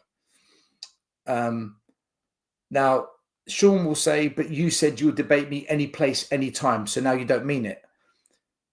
Well, he also said he will never debate me because it's against his morals and ethics. So if he's going to no longer have morals and ethics and choose to debate me, then I'm also changing some bits as well. So I'll happily debate him on a neutral channel, Dan's channel, Savers, Tottenham TV, anywhere where they host it, they run it, I'll do it. But Sean doesn't want that so far. So far, he said to me, it's on his channel, his terms. And I said, no chance. I'm not walking into that. So if he came back calmer, more relaxed, I might have accepted that, but I don't trust it. And that's the truth. But I will debate him if it's on a neutral platform. And it will be on Levy. Again, I'll be honest with you, Dan. If that debate ever happened, and I've thought about this, I had a good reflection over Christmas. If I was to debate him, what the fuck's it going to achieve? Is he going to change my mind? No. Am I going to change his mind? No. Do you know who the winner is? The people sitting there with the popcorn hoping it gets spicy and all hell breaks loose. I don't fucking want that. I'm not a monkey. I'm not here to entertain you. And that's what I think people really want. And whereas I actually just want to debate his points on Levy. I want to debunk what he thinks and the things he brings to the table. And likewise, he feels the same with me. So wouldn't it better to do it offline then, but then upload it? And then, I don't know. I don't know. That's an idea. An offline one and then upload it after, so you don't have all the live reaction and the hate. Again, one of the things Sean's demanded is that he has all the juice for the video. He wants all the juice, he calls it, which is, I think, another word for the rewards.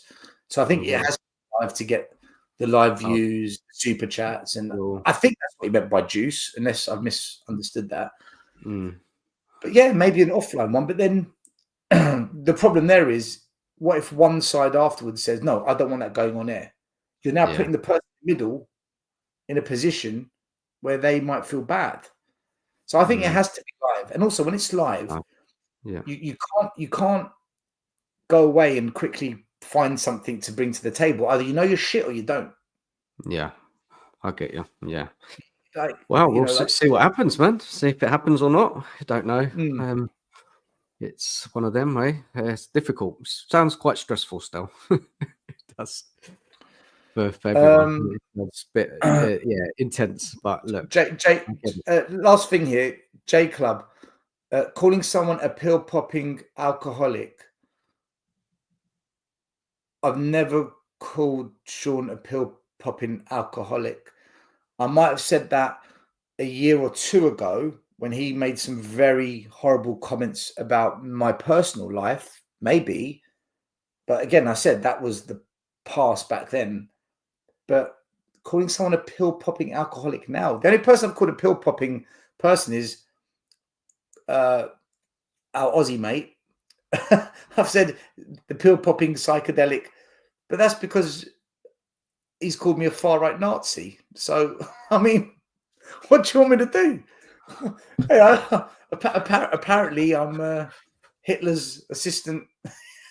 All of this goes up beyond, doesn't it? Beyond everything, man. That's crazy. It's not crazy even football, stuff, man. It's not even football. Crazy. It's just. But again, like I said, Dan, there's a lot of people that want an attention grab, and I've done my absolute best not to give it.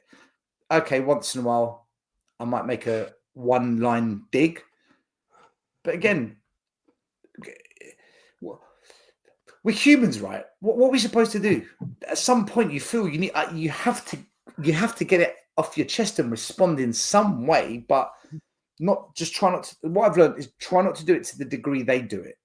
So if someone throws a punch, I would throw 2 punches back. Then I learned, right, If they throw one back. But even then, I've still got into the fight. Now it's almost like when they throw a punch, don't do nothing, but maybe just let people know, look, this guy's punched me. He's doing it because he's just jealous that no one can knock me out, and just say that instead. And it's like it's learning to navigate it, navigate how to deal with it. Listen, Dan, you're never going to have it. I can tell you're never going to have these issues, man. But believe you me, you've got to be a Sava type, a me type, where you've got very strong opinions and you're prepared to put them out there. And unfortunately, your opinions go against the grain, where you get this real big following that says, do you know what? We agree with you. You're honest and we like your honesty and we're going to support you for your honesty. You say it as it is. But at the same time, when you're like that, it's very difficult to control your own emotion. And it takes, I feel now I'm at a place now where I get it. I totally get it. Fair enough. Right. Yeah. You're very calm, chilled, easy. Just, mate, man, I just want an easy life. I get a bit annoyed on stream and have a rant, but you know, I try not to be against anyone particularly. You know, but you come across good with it, though. I think you come across good with it, and it's a quality. I'm praising you. It's a quality because Ashmatic's like that, Marlon's like that, and do you know what? It's a good way to be. It's a good. It's a good way to be, especially online. Well, let's see if it lasts, because I've only been doing it for 5-6 months, so it might wear me down. Well, I hope not, but we'll see. We'll see. Well, Stel, man, thanks for jumping on, and really interesting conversations tonight. Mad one. But big up to everyone in the chat for watching tonight and getting involved with your comments. And yeah, good night, guys. Good night, and yeah, we'll speak to you all soon.